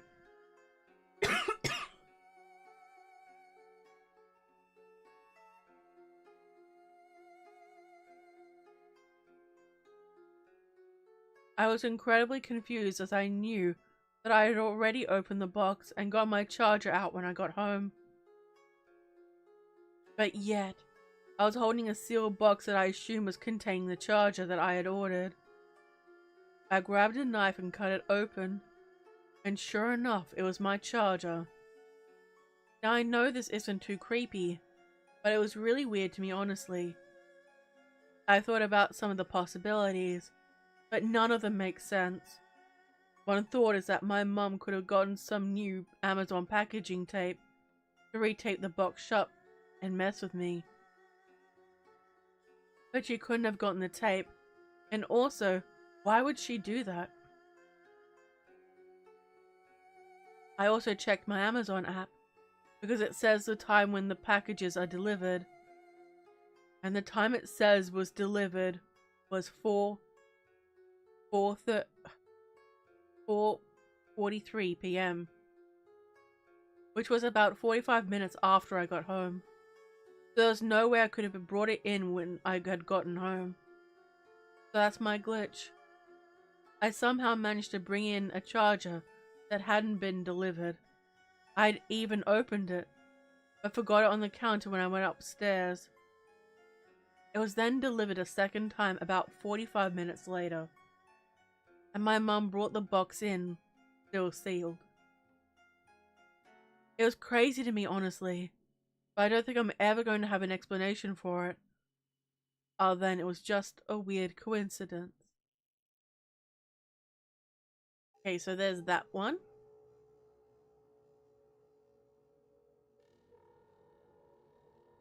That's true, Richard. Hey, left-hand puppetry! Welcome to the stream, how are you?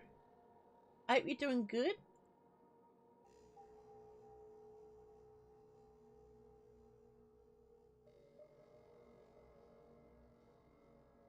My pleasure, I love streaming, especially when all you guys show up and have fun. Dexter says, I got the same package twice. Sounds like somebody got a second date. Ooh. Honestly, I think there was just probably a glitch with, I don't know. It's just one of those weird little things. I'm curious, what do you guys think glitches in the Matrix are?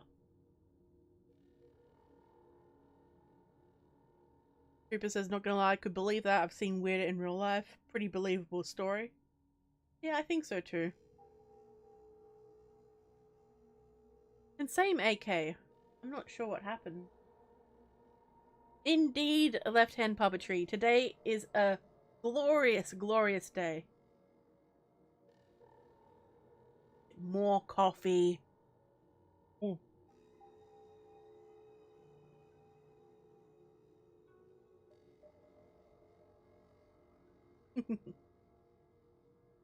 Oh, I have some work being done by Jensen. It's not done yet, but I'm extremely excited for it. Corrupt code.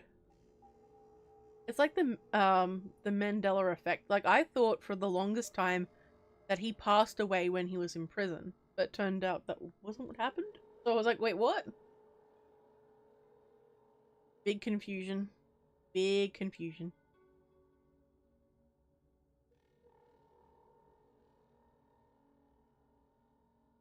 Corrupt code? Yeah, that sounds about right. Ooh, Spyfox says, I think it's a phenomenon caused by something we have yet to understand. And I don't think it's any conspiracy theory. Makes sense.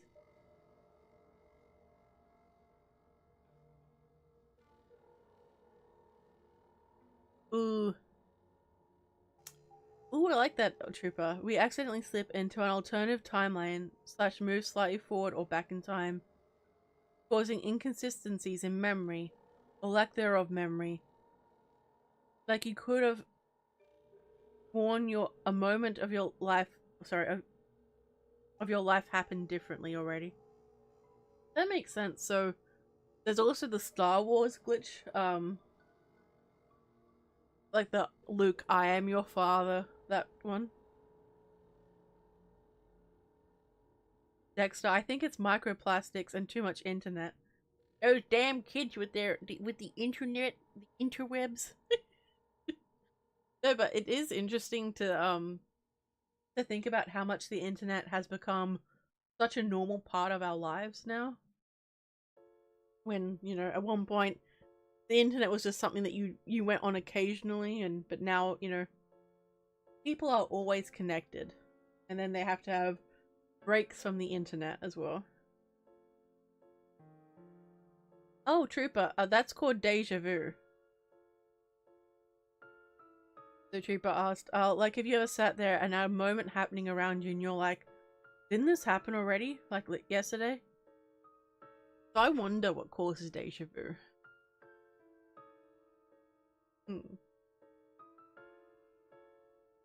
I was working on a story one time, and like I had the massive feeling of deja vu, and it was just like, huh.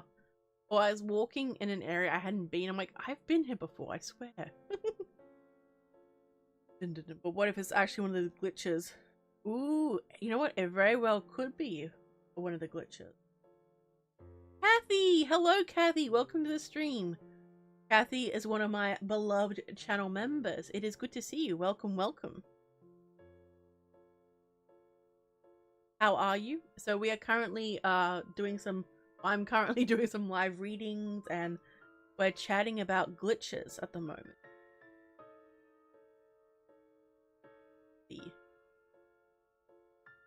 Richard says, interesting fact about the internet. It was made as a military communication system for use after nuclear attack. Yeah, I have heard that. And who would have thought now people look at cat memes?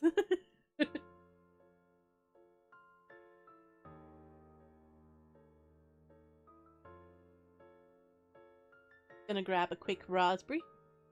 Yum yum yum. So this question is for my my channel members, and my Patreons, but feel free to answer. So what would you guys like to see as channel members? Like, what perks would you like to have? And all that good stuff.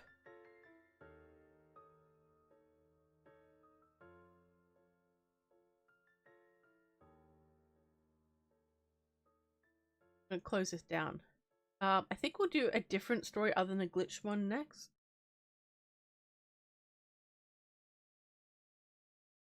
We've got camping, some cryptid ones, some first date ones, all that. Let me know, let me know. Okay, you're not getting $1 million. I mean, things I can actually do as things I can actually do, you know, make becoming like a channel member. I mean, some things that actually, you know, within my past. I'm actually being serious, guys. What would you like to see? It tore me a vampire themed group meetup in Japan.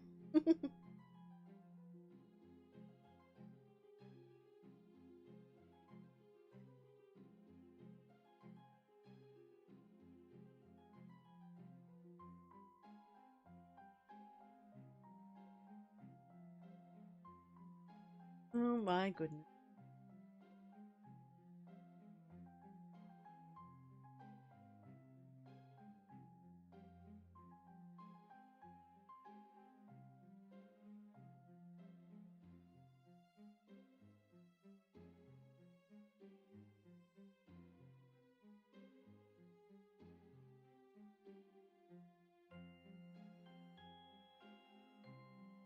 Okay, well, don't worry about it.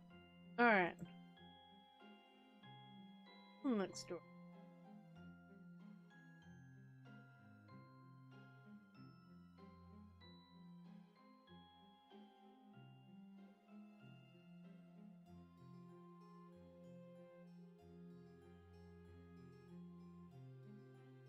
Let's see.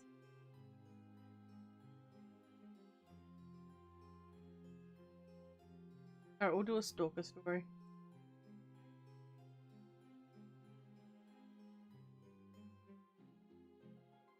Oh no, that's okay to ask. I have done some mature ones. Do you mean like... Hang on. I'm just gonna look it up, what you mean. I feel like I'm... Hang on. Hang on.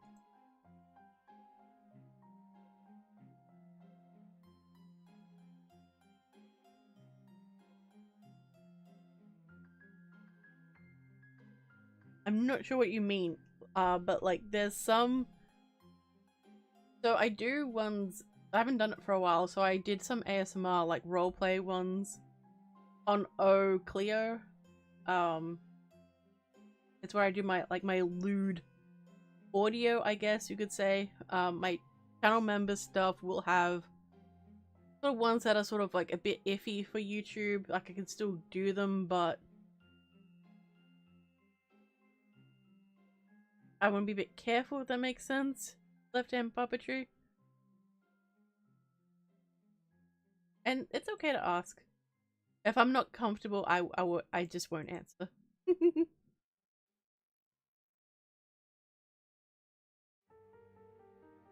Alright. What else up to? So this story is called Corey, and it's by anonymous, I believe. There's no name.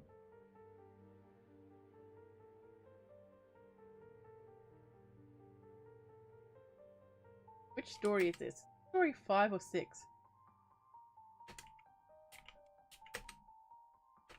By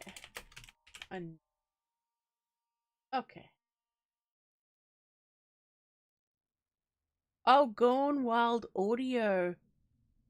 Oh, yeah. Yeah, so that basically that's where it is. I don't know if I can post the link without getting in trouble. But if you search in the app, it's there. So yeah. Okay, so story. Back when I was about 17, I took a job at a local fast food restaurant that had only one location, and they specialized in chicken. Not really important what they served, but I will say it was probably one of my favorite places to eat because it was seriously good. Plus, I had my own little ways of making things even better when I ordered food. The quirks of knowing the kitchen. That said, as good as the food was, this place tended to attract some of the worst people, both on the employee side and the customer side. I don't know what this says about me, being an employee, but I like to believe I was one of the better ones there. We'd have cops come in and arrest some of our employees in the past for drug-related charges. Typically, they went without a fight.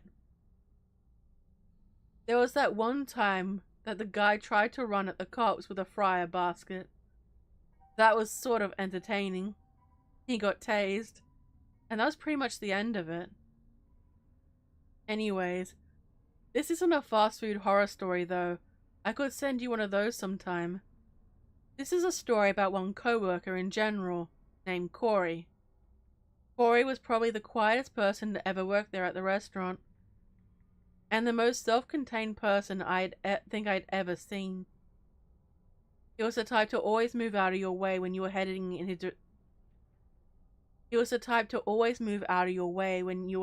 his direction. He would basically cower back when you approached him, and he was really, really antisocial. He wouldn't really talk to anyone, and was really bad at communication, which can really be a problem when it comes to working in the kitchen, even if it is just fast food. Fast forward to him working there about a month, and I was stuck on a closing shift with him. It went okay, for the most part. I did most of the cleanup work in the lobby and the front line. He had to clean up the back where the cooking stations were. It was mostly normal, until right at the end of the shift, when we were doing a final walkthrough of the walk-in freezer. I entered to check the shelves and do a once-over on the day dots, just to make sure they weren't out of date and were done. And he enters behind me and stares me dead in the face and asks, "Is there really just one way out of here?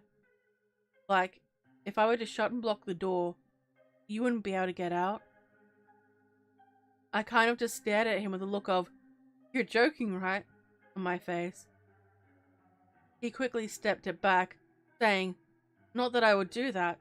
I was just curious, like, isn't that technically a safety hazard?" I decided not to answer his question, and finished up my checks, then said we could go. As we left the building and I locked up, he asked me if I wanted a ride home. Again, I just kind of stared at him.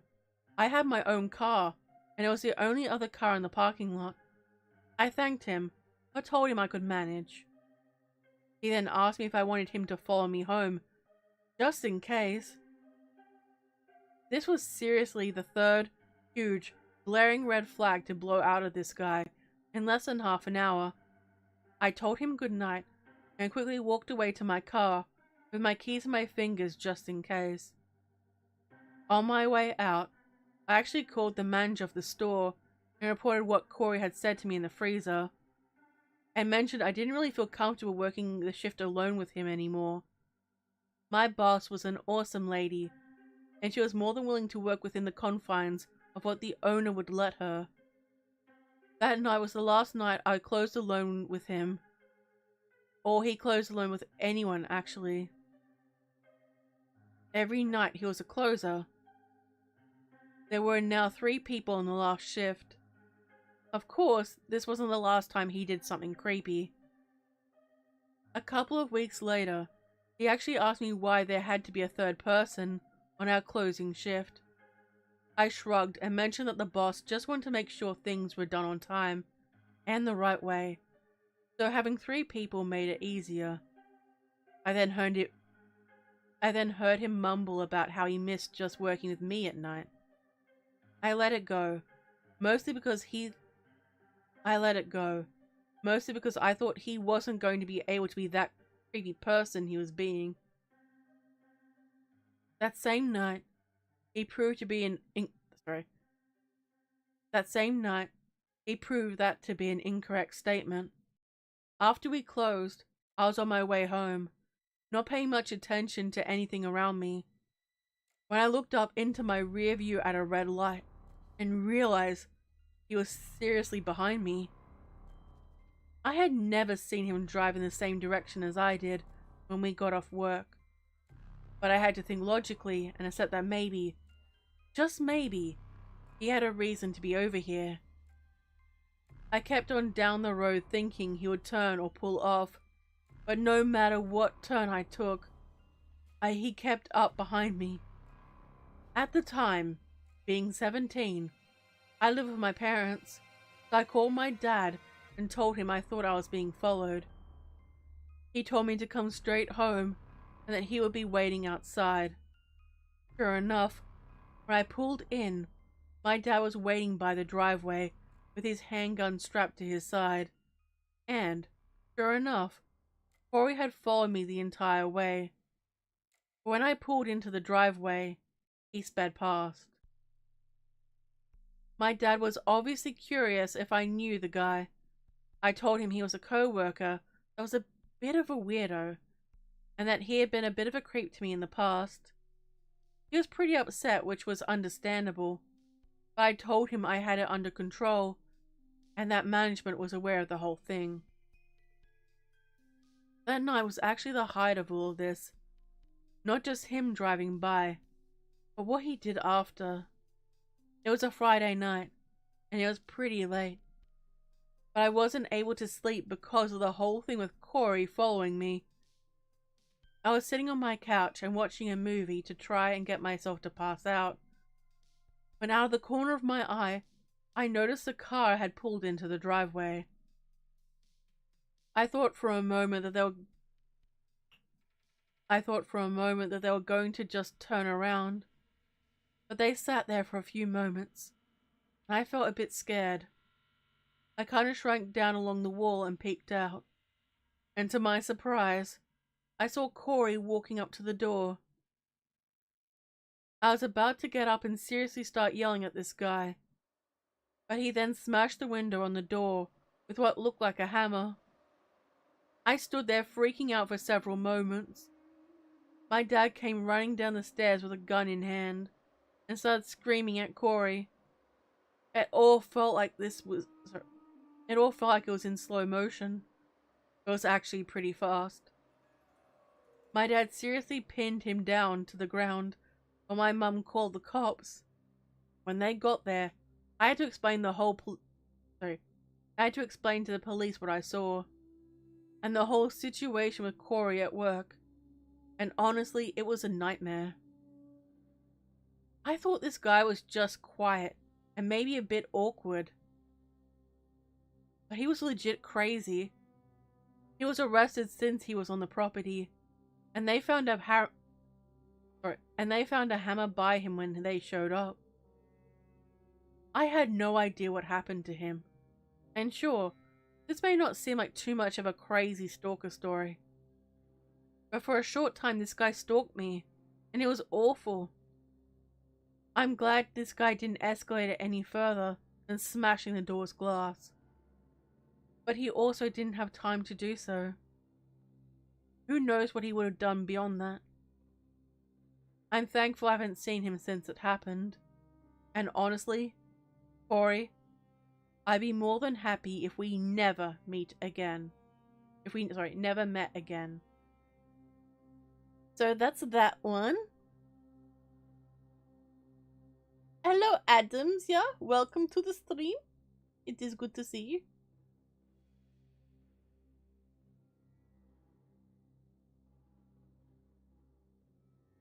Welcomes.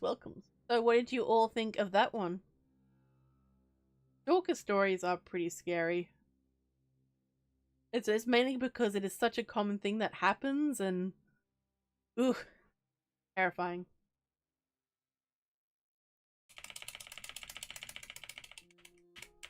There we go. Gentle typing for the road too. Welcome back, Kathy. Time for me for a sippy sip. It's okay, Kathy. You can always rewatch the stream or afterwards. Definitely creepy. Definitely creepy.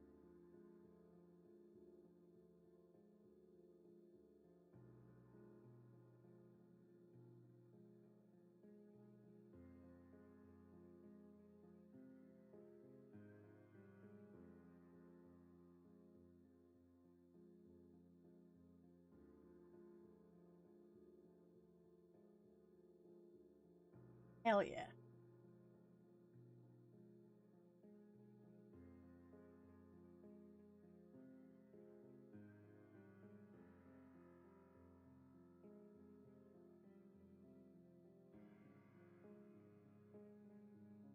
You were sick. You could a plague on your house, Spooks. You missed D&D. Now I'm sick. This is your fault.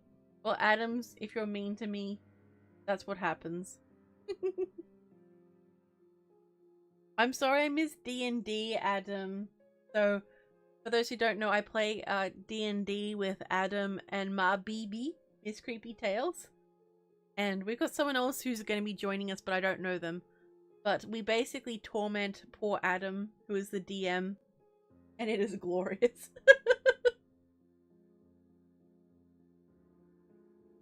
Props to the dad. Immediately pulled the Arthur Morgan special and said, F around and find out. Exactly. Exactly. Alright. More sippy sips. So how is everyone? How's everyone doing? Alright, I'm going to munch on a blackberry.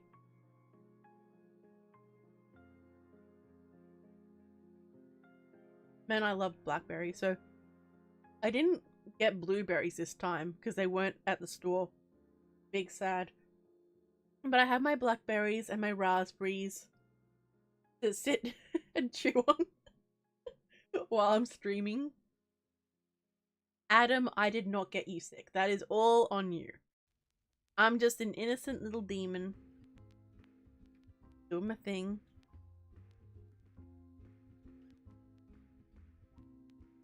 I get you, Trooper. I get you. Oh no! Oh, Tormy! Well, Tormy, you should know now. Your name isn't Dr. Torment anymore. Tormy. You know the way it goes.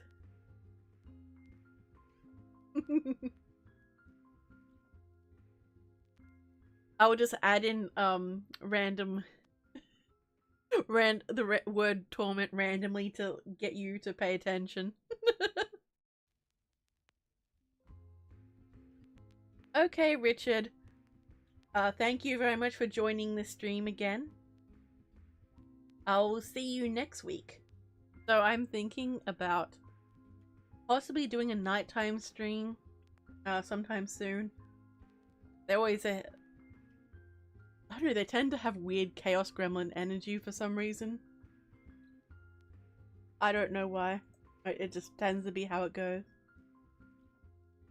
Probably because all the Australians are up at that time. 100% me? No, Adams. No. I would never get you sick.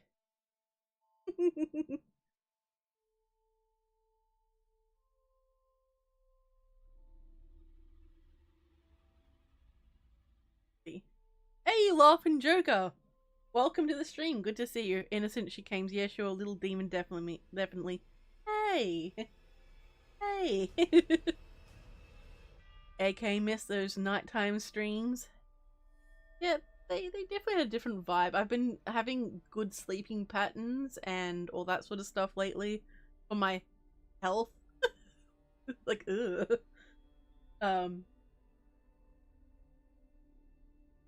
But yeah, I don't know. I was going to do one, I think on Thursday, and I'm like, oh, no, I should probably go to bed. If what? Trooper, what? Careful, lady. Might summon Torm Lady / or some weird name like that shippers. Oh no. I mean, I don't see why. We're just talking. We're not doing anything weird. I mean, it sounds like, hey, Adam! Adam, look, I am nice to you, Adam. Okay, I'm always nice to the Adam. Shh! Laughing Joker, shh!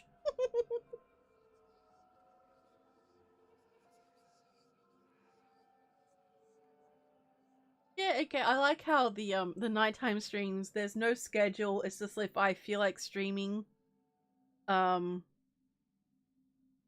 start streaming and I go for it. But if I do gaming streams, I know I should probably start actually using my neglected gaming channel. That just sits there. I paid for art for it and everything, and I still haven't used it. I mean, that's true, Trooper. People do like to ship YouTubers, but I don't think I've been shipped with anyone yet. Ask Markiplier and Jacksepticeye. Well, Adam, I am nice to you. I said thank you after, you know, the DM game. I don't like being put on the spot like this.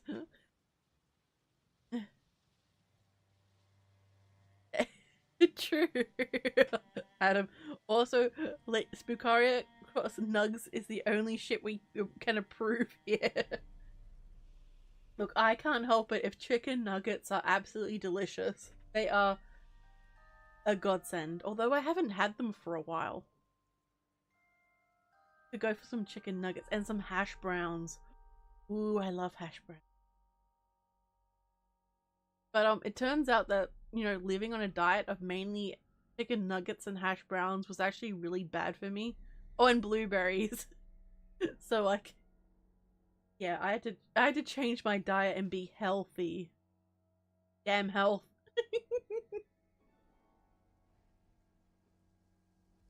Oh, hello, Husserfel. Yes, my Spanish teacher is here.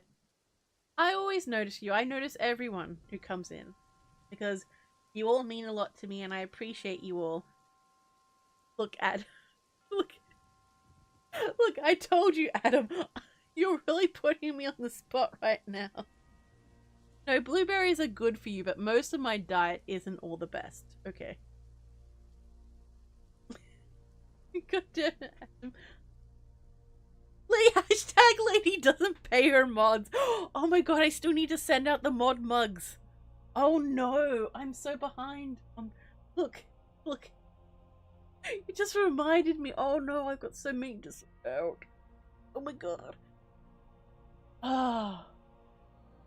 Well, I mean, would it be easy to send both you and MCT your mod mugs at the same time? Because you're both in Thailand.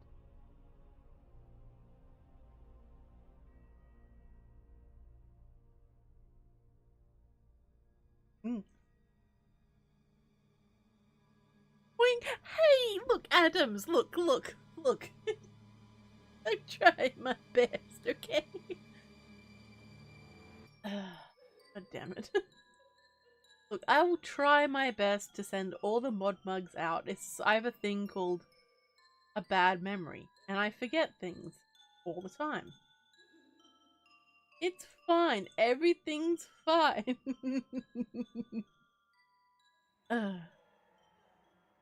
Bullying me.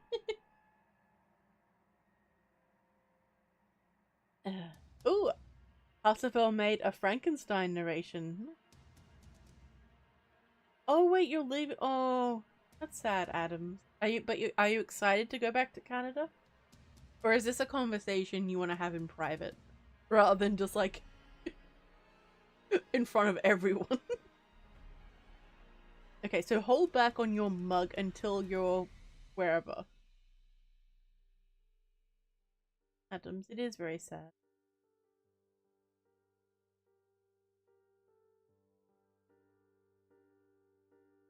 Kathy says, me too. Wait, what are you me tooing to, Kathy? It's hard following along sometimes. I also forget what I'm talking about mid-sentence too, so that's not helpful.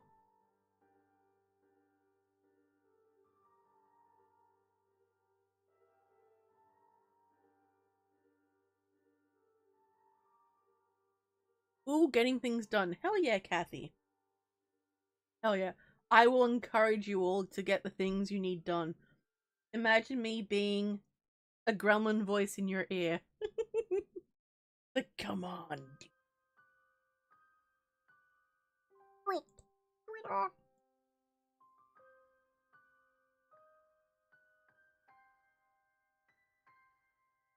More sippy. All the sippy sip.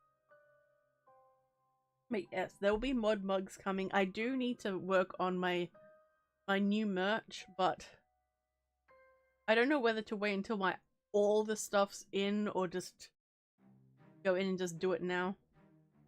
But yeah.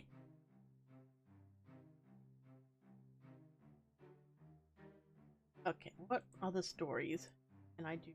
I think I'll do one more live narration and then we'll just spend the rest of the time talking. So, shall we do a glitch story or shall we do another different? That made no sense. Another different one. As you can tell, I'm a little out of it. So we have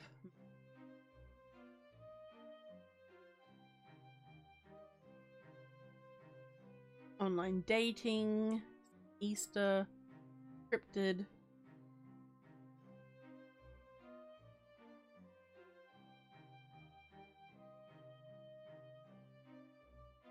Okay, we'll do a cryptid. Hey! Hey, Adams! That's terrible, Adam! If you were a gremlin in my ear, I wouldn't work. I'd be in therapy. Hey, look! That's mean, Ad! I mean, it's true, and I can see why you'd say that, but like, hey! Alright. Let's see. Cryptid in the woods of Vermont.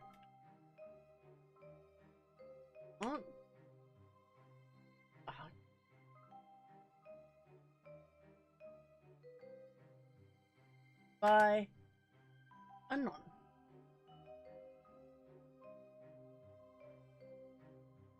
Okay, so I'm gonna start live reading. Oh good, I'm happy you're all happy about the cryptid. Because that's what you're getting.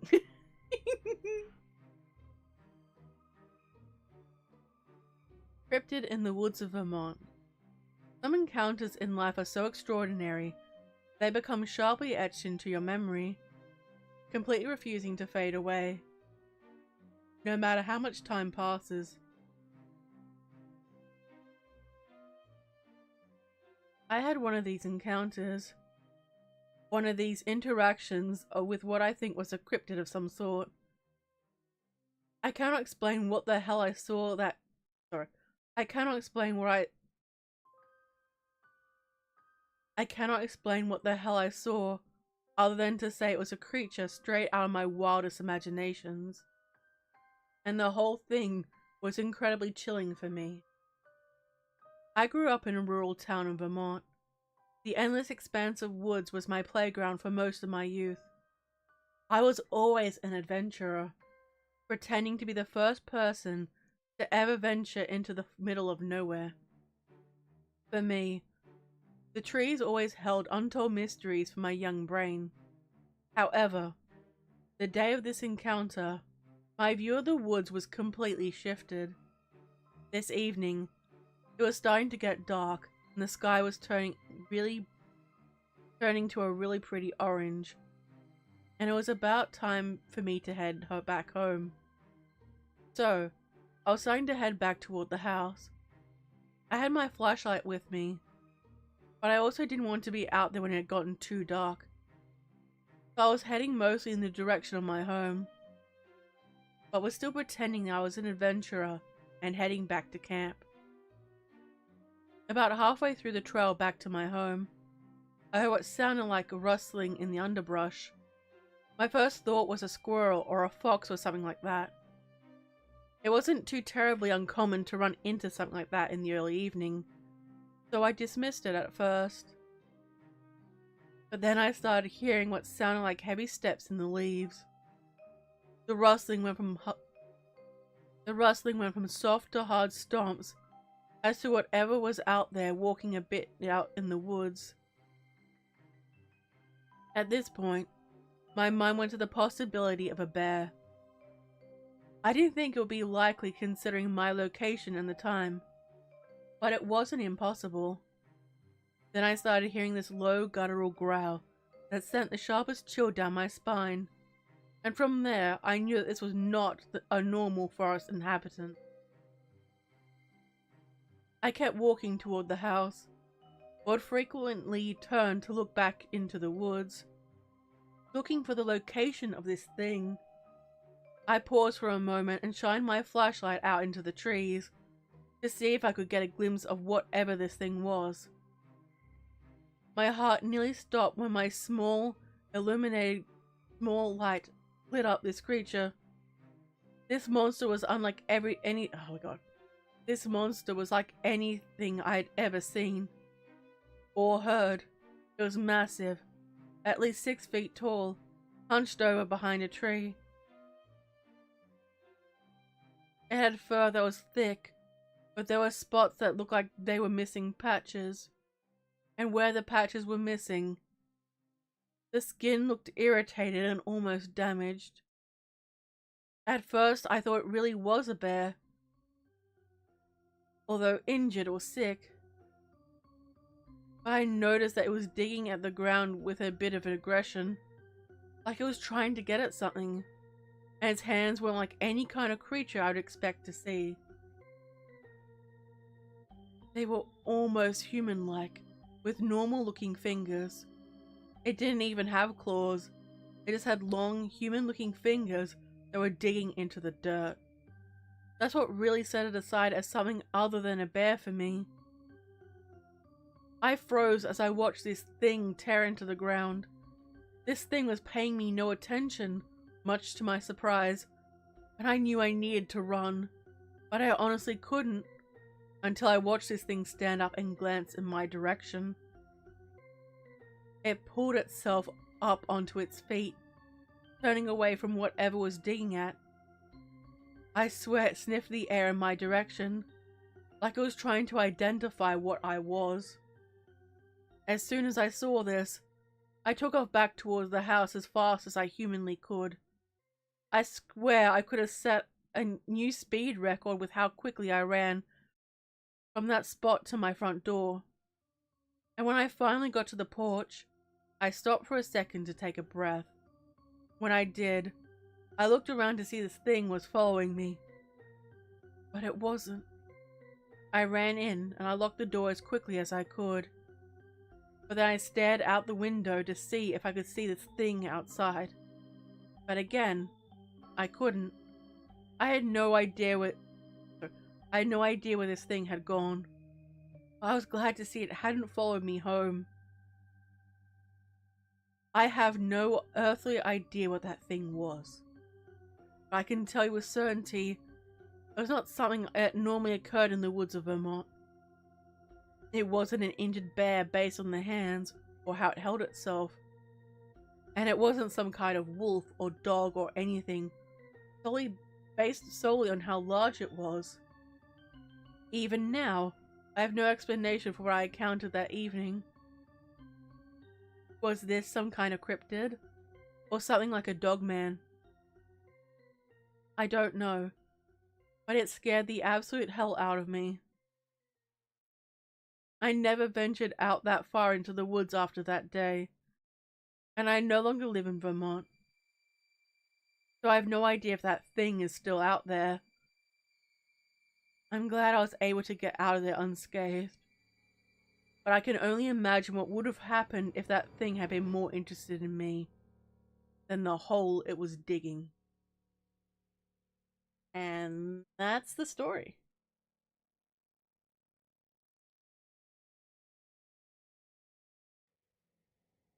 So what did you guys think of that one? Adam, I don't know, Doc. I just sat down and the voices started. What did they say? Choking back sobs. They go, yeah, mate, for hours. Look, to be fair, Adam, you can blame the yeah, mate thing on chatter. He was the one who started that back in the day. Back during the more innocent times.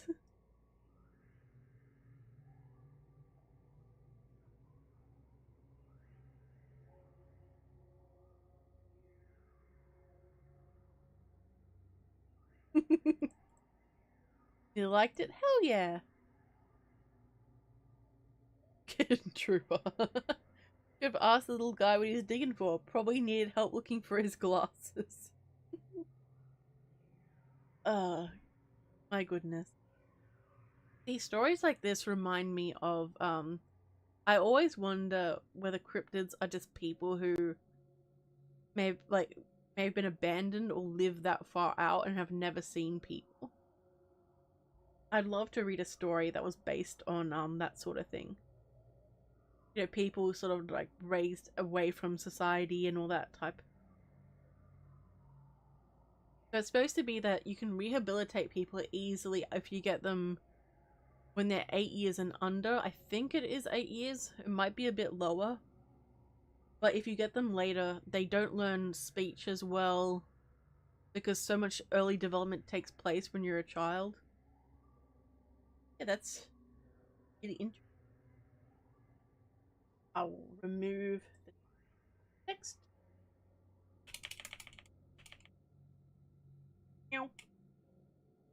Okay, there.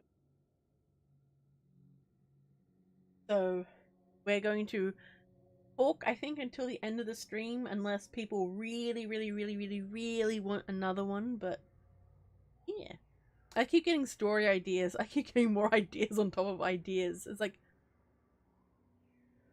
help me. But I'm happy to hear that you all enjoyed that one. Sippy sip time. I am officially out of coffee. Narrate the creed of the God Emperor. Hang on, let's see. Is it long or is it short? Of the God Emperor. You mean the 40k one?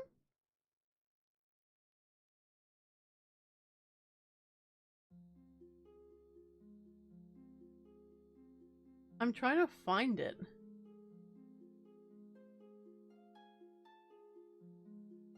Let's see.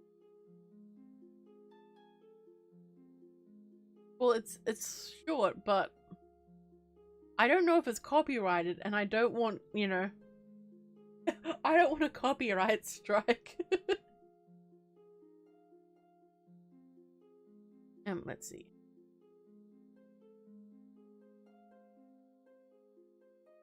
I would love to do Warhammer content. I think the universe is really cool.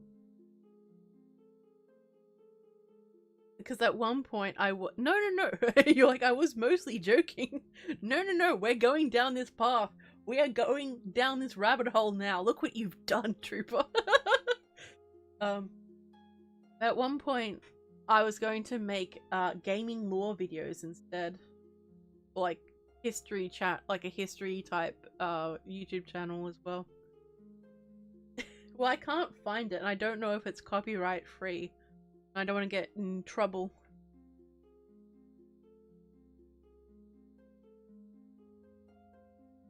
Which kind of frustrating, but I get it.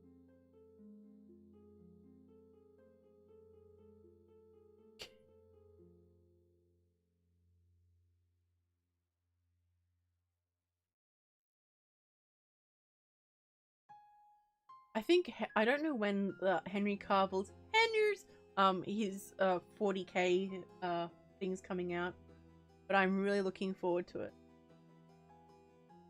Ooh, sippy sips.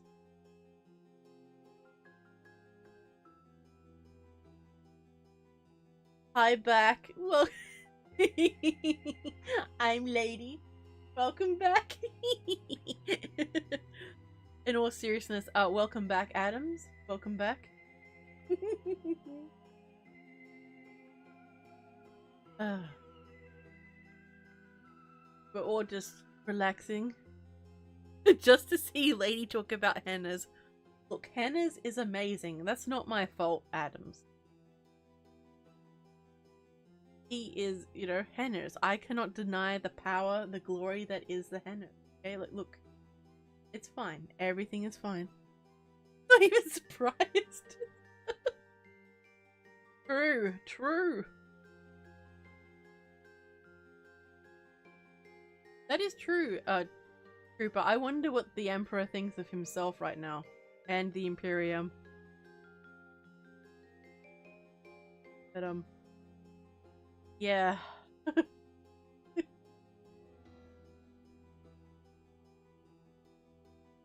I want to do stories kind of inspired by the universe. Some people have mentioned that some of the stories are written have a bit of Warhammer themes in them. I'm like, okay. Oh, so I'm just going to do random polls now because okay. Which do you want to see?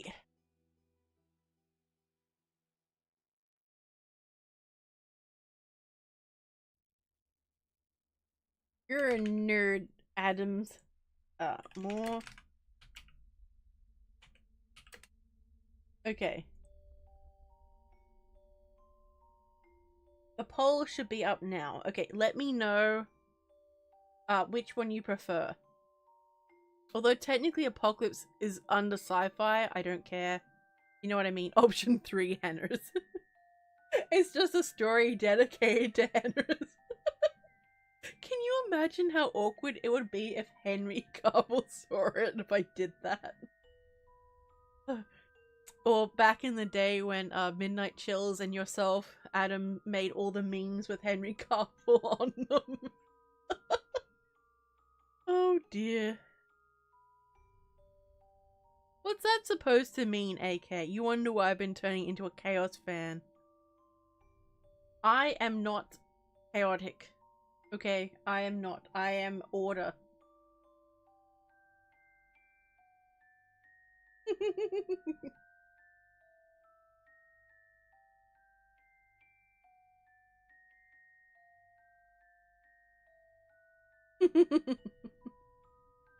All the Henry. So I'll leave that little poll up for a little bit. You guys can pick. It would be cool if I could show the results on the screen so viewers who are watching afterwards can know what's going on without me having to tell them, but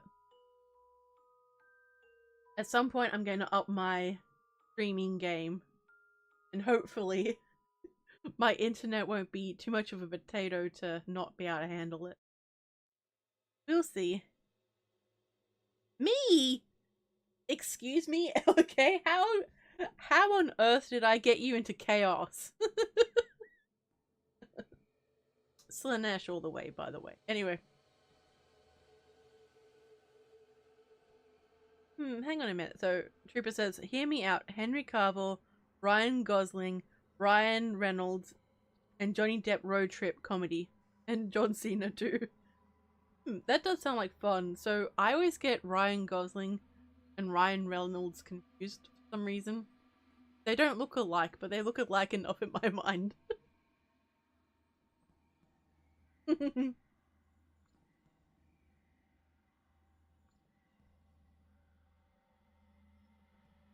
Ooh.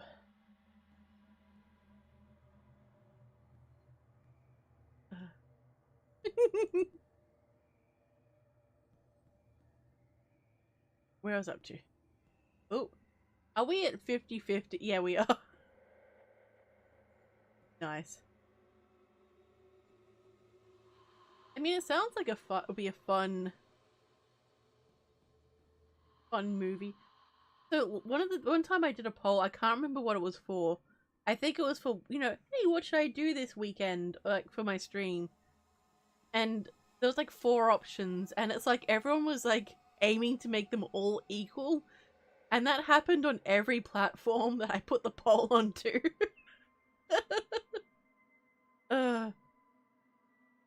It's like I appreciate you all voting though. Chaos. Pure chaos. In the best possible way, I suppose. So what games are people excited about coming out?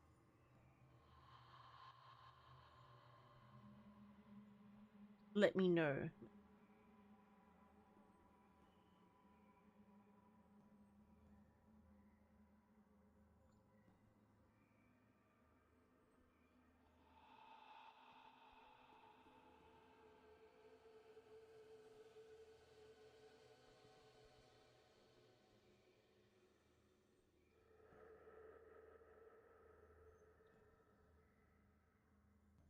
Elden Ring DLC? Oh no.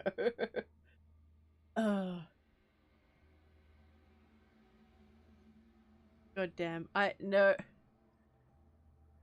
Why do you want to torture me like this for?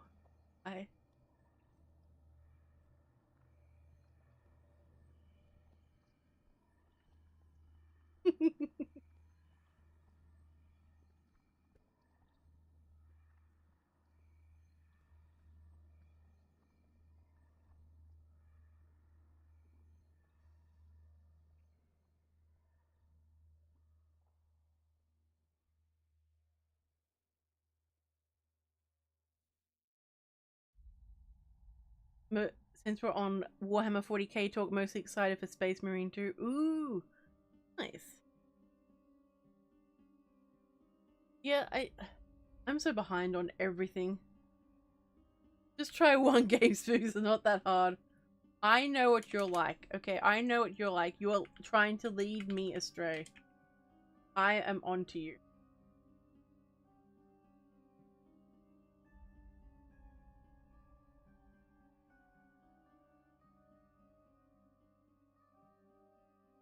No, way too hard, way too hard, way too scary.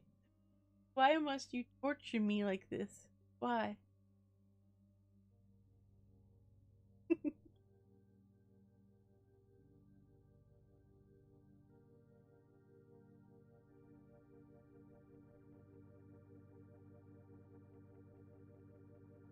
One game I do want to play.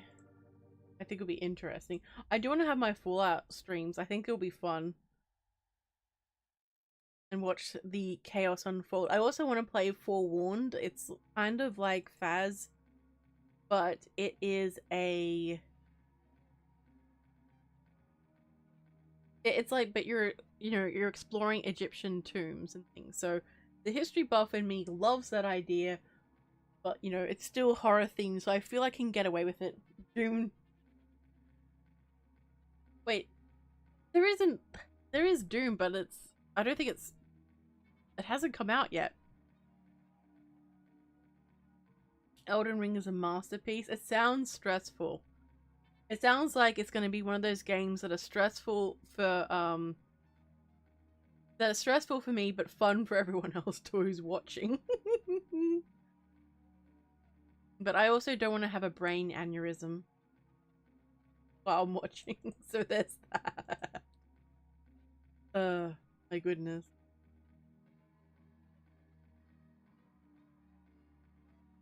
It's not real, but I want it. True, that makes sense. The Doom games are pretty cool. I don't get very far in them because I want to look at everything, and that just means, they come and kill you. So that's never fun. But it's all good. It's fine. Everything is fine.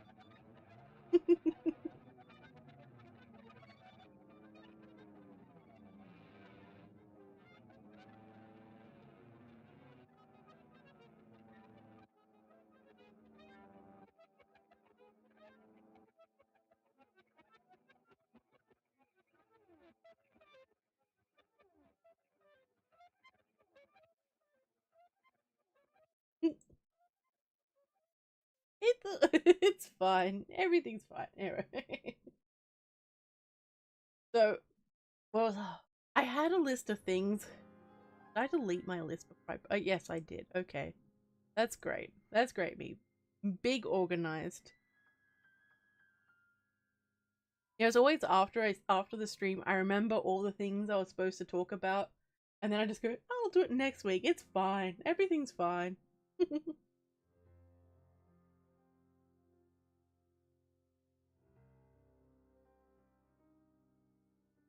Adam says, Elden Ring, in my opinion, is the easiest because it's open world. Having trouble with a boss, go somewhere else and get stronger. I mean, that's true. I didn't know Elden Ring was open world. So that's one good thing it has in its favor, because most open world games I really enjoy. But it sounds painful. It sounds like I'm gonna have a rough time. I need a sippy sip. But what other games? I can't think of any off the top of my head. Wait. Okay, you sold me on this. I get a horse? Adam, why didn't you start off with this? You know what would have worked. If there's a horse, I am so there. Let's do it. Let's roll. Let us do it. Oh my goodness. Okay, +1 for horse. I approve of the horse. So my horse game Astride is still not updated yet. It's the one that other people have told me that they think it's a scam. And I'm messing myself up. So there's that.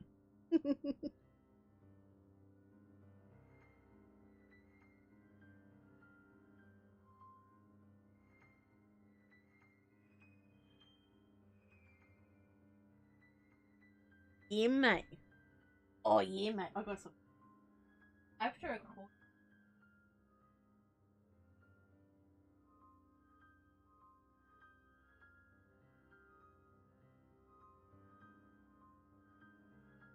So I have my phone, which is great. I got my new phone after about like of years and years of everyone telling me that I need. And I think it has battery problems because like the screen's starting to pop off. So I should probably go get that checked at some point. I haven't thrown it, I haven't dropped it, but it gets really hot and I don't know why. Big sad. Sad. Oh, thank you, YouTube. YouTube's like, hey, did you know you're streaming? Because you're streaming. Isn't that cool? Oh dearie. Does anyone have any questions or comments that they would like to ask me?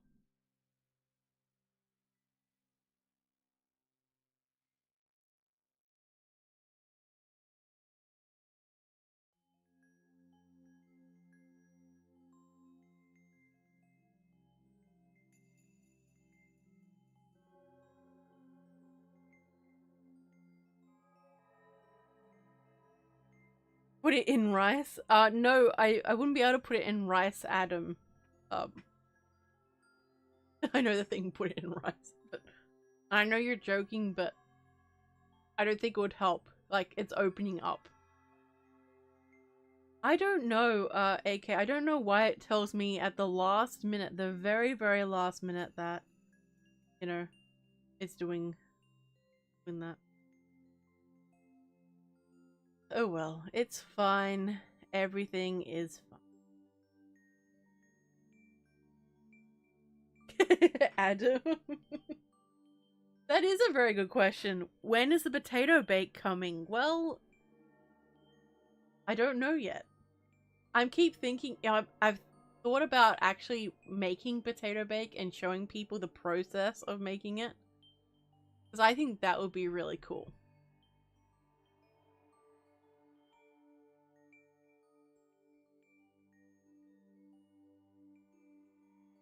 Because that way I can also use it for content too, Adams.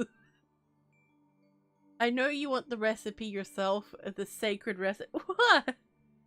What? I want to show you what I mean. Because I want to show you, because like, look, in terms of measurements, those aren't really a thing, okay? Measurements don't exist in this. It's chaos. You have to understand the chaos. Okay, trooper? What do you mean, bruh? You're still getting the potato bake recipe. Look, I've only been promising this for... I don't know if it was 2020 or 2019. I can't remember. I had to do 92 side quests, and you make it public.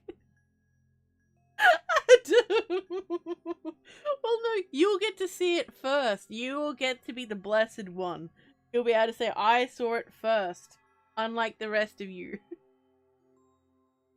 You are the one, you are the gatekeeper of the recipe. You are the one who led people through the waste. You are the savior of the people, who brought the people the most glorious potato bake that ever potato baked. That you will be the hero of the world, the savior.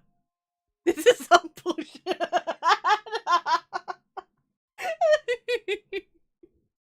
Oh no, Adams! Adams! Oh, it's for Adams!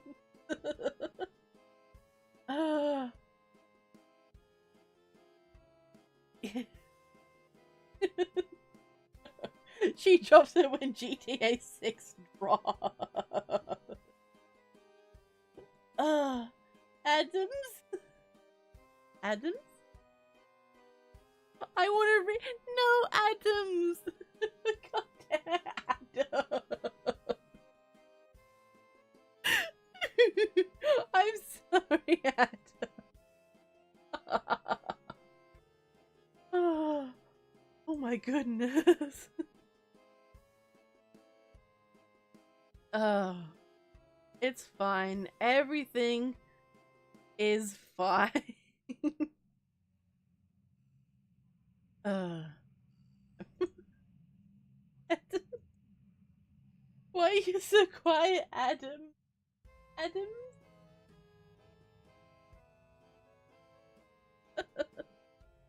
Oh my goodness.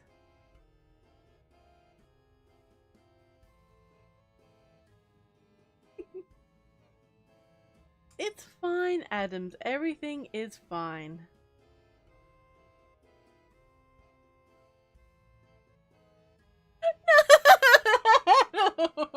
Hashtag elitist paper mod. Look. It will be, you'll get the recipe and it will be glorious. Everything's fine, Adam. Everything is fine.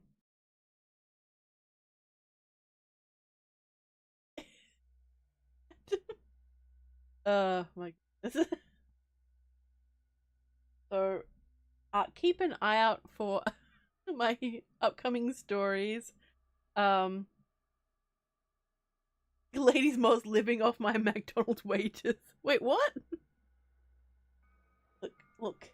It's fine. Everything is fine. Good.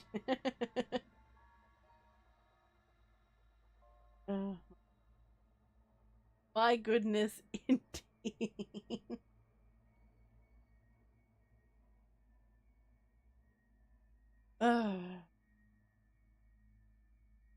You don't.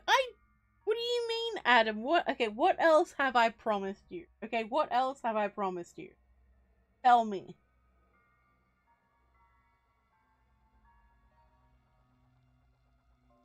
Let's see how this goes.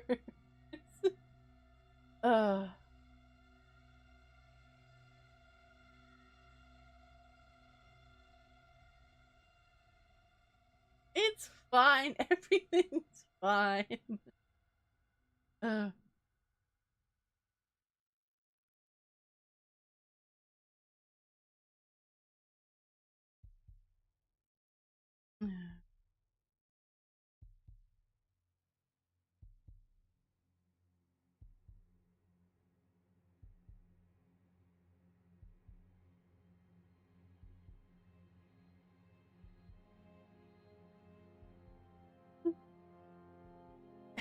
What do you mean, laughing Joker? Look, it's not that bad.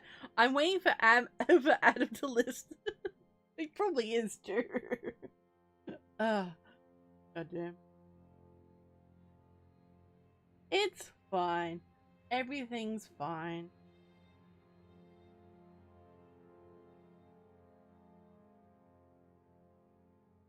Yeah, I'm waiting for it too. It's gonna be so long.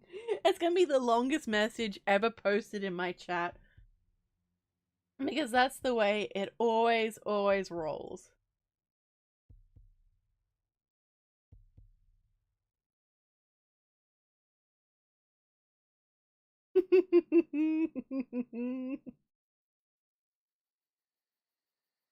Oh, my goodness.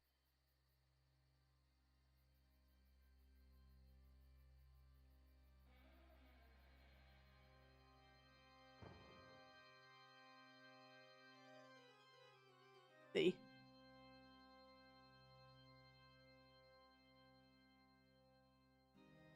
Actually, that's a really short list, to be honest. I was expecting more. Yep, everything's fine. Mugs. Okay, look, to be fair, I forgot, and money got tight, so there's a reason why. Postage is expensive. Potato bake, look, that's true. Firstborn child, I don't have one. Did not hide in the truck. Well, look, I wasn't hiding. I was observing the computer. There's a difference.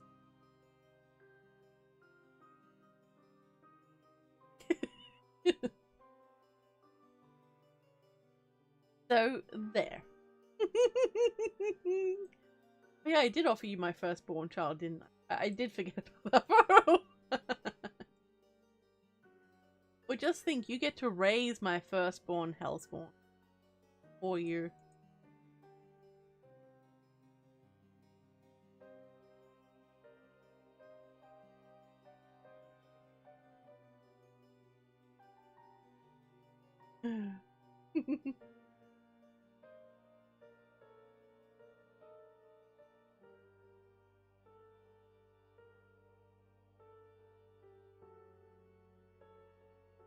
Oh, wait, what? Sony backed down? Wait, what happened, Trooper?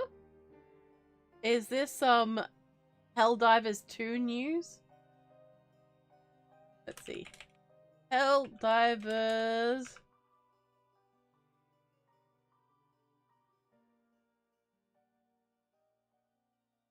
Mm.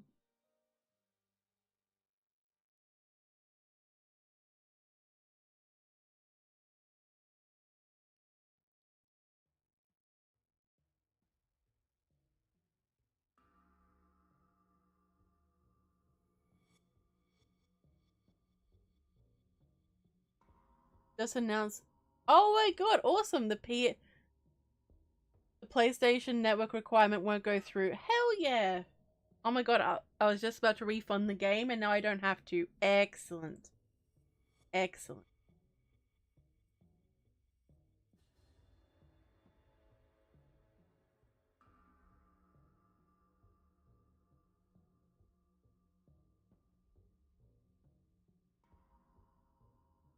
Awesome. Awesome. Also, casserole. Wait, what casserole? I don't remember casserole recipe. What was that for? I don't. Oh, okay, that one I don't remember. Cat Bix. Okay, that's valid. And another thing I cannot mention in chat. Wait, send it to me via DM. Because I don't know what's the other one. Adams. What's the other one? Hell yeah. I'm really happy they backed down.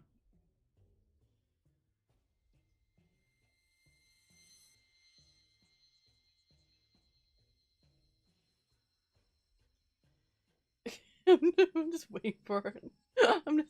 I'm very happy about Helldivers because I wanted to play it again. I can see on my other screen Adam typing in Discord.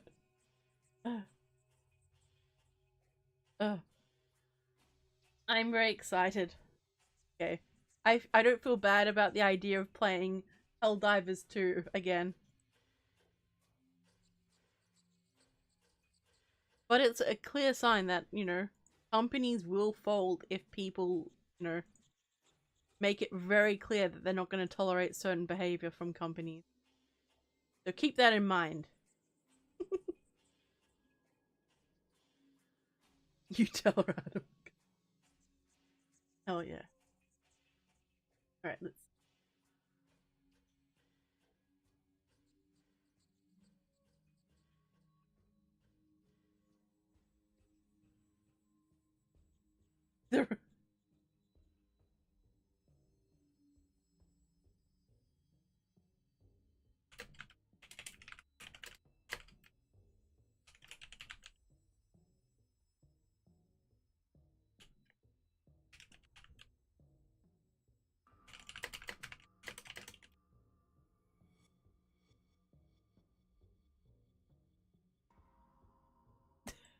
Oh wait, the review bombings are disappearing?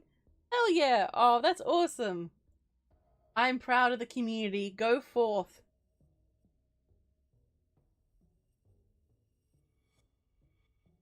I think this is going to go down in gaming history with Helldivers. I'm so proud of the community. And I'm also so happy I don't have to make yet another account to play yet another game. Because with Call of Duty, I have it through Battle.net, so I had to make an Activision account. I was like, please, just let me go into my hole. I don't want to have to do it.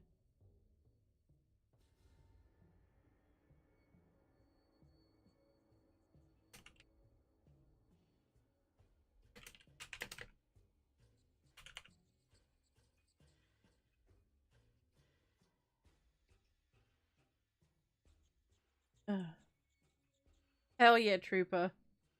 Hell yeah. Sometime I hope to stream games in my server again. I did one. I will smack you, Adams. Uh,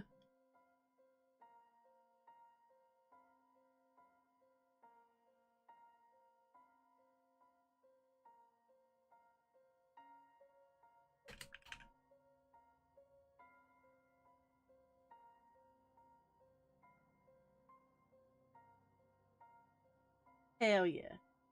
Hell yeah.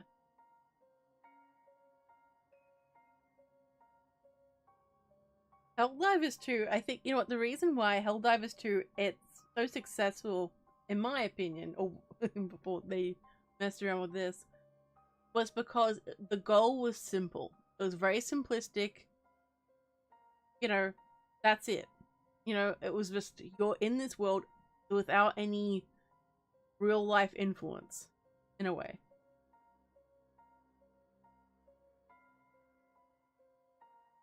Okay, does anyone have any questions or comments? Because we are well past the 3-hour mark. And I am probably going to get some snacky snacks to munch on. Yeah, that's true. Like, yeah, I don't really want to give my details to PlayStation. I don't like their bad security.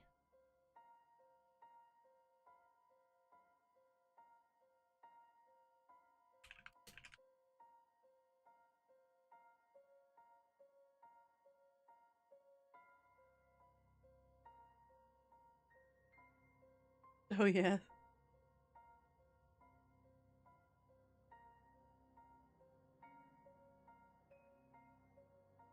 Okay. So keep an eye out for my content and all of that coming out. And my nighttime streams, but if you're in the US, it'll probably be in your daytime. So, we'll see. We'll see. But yeah, I am very excited.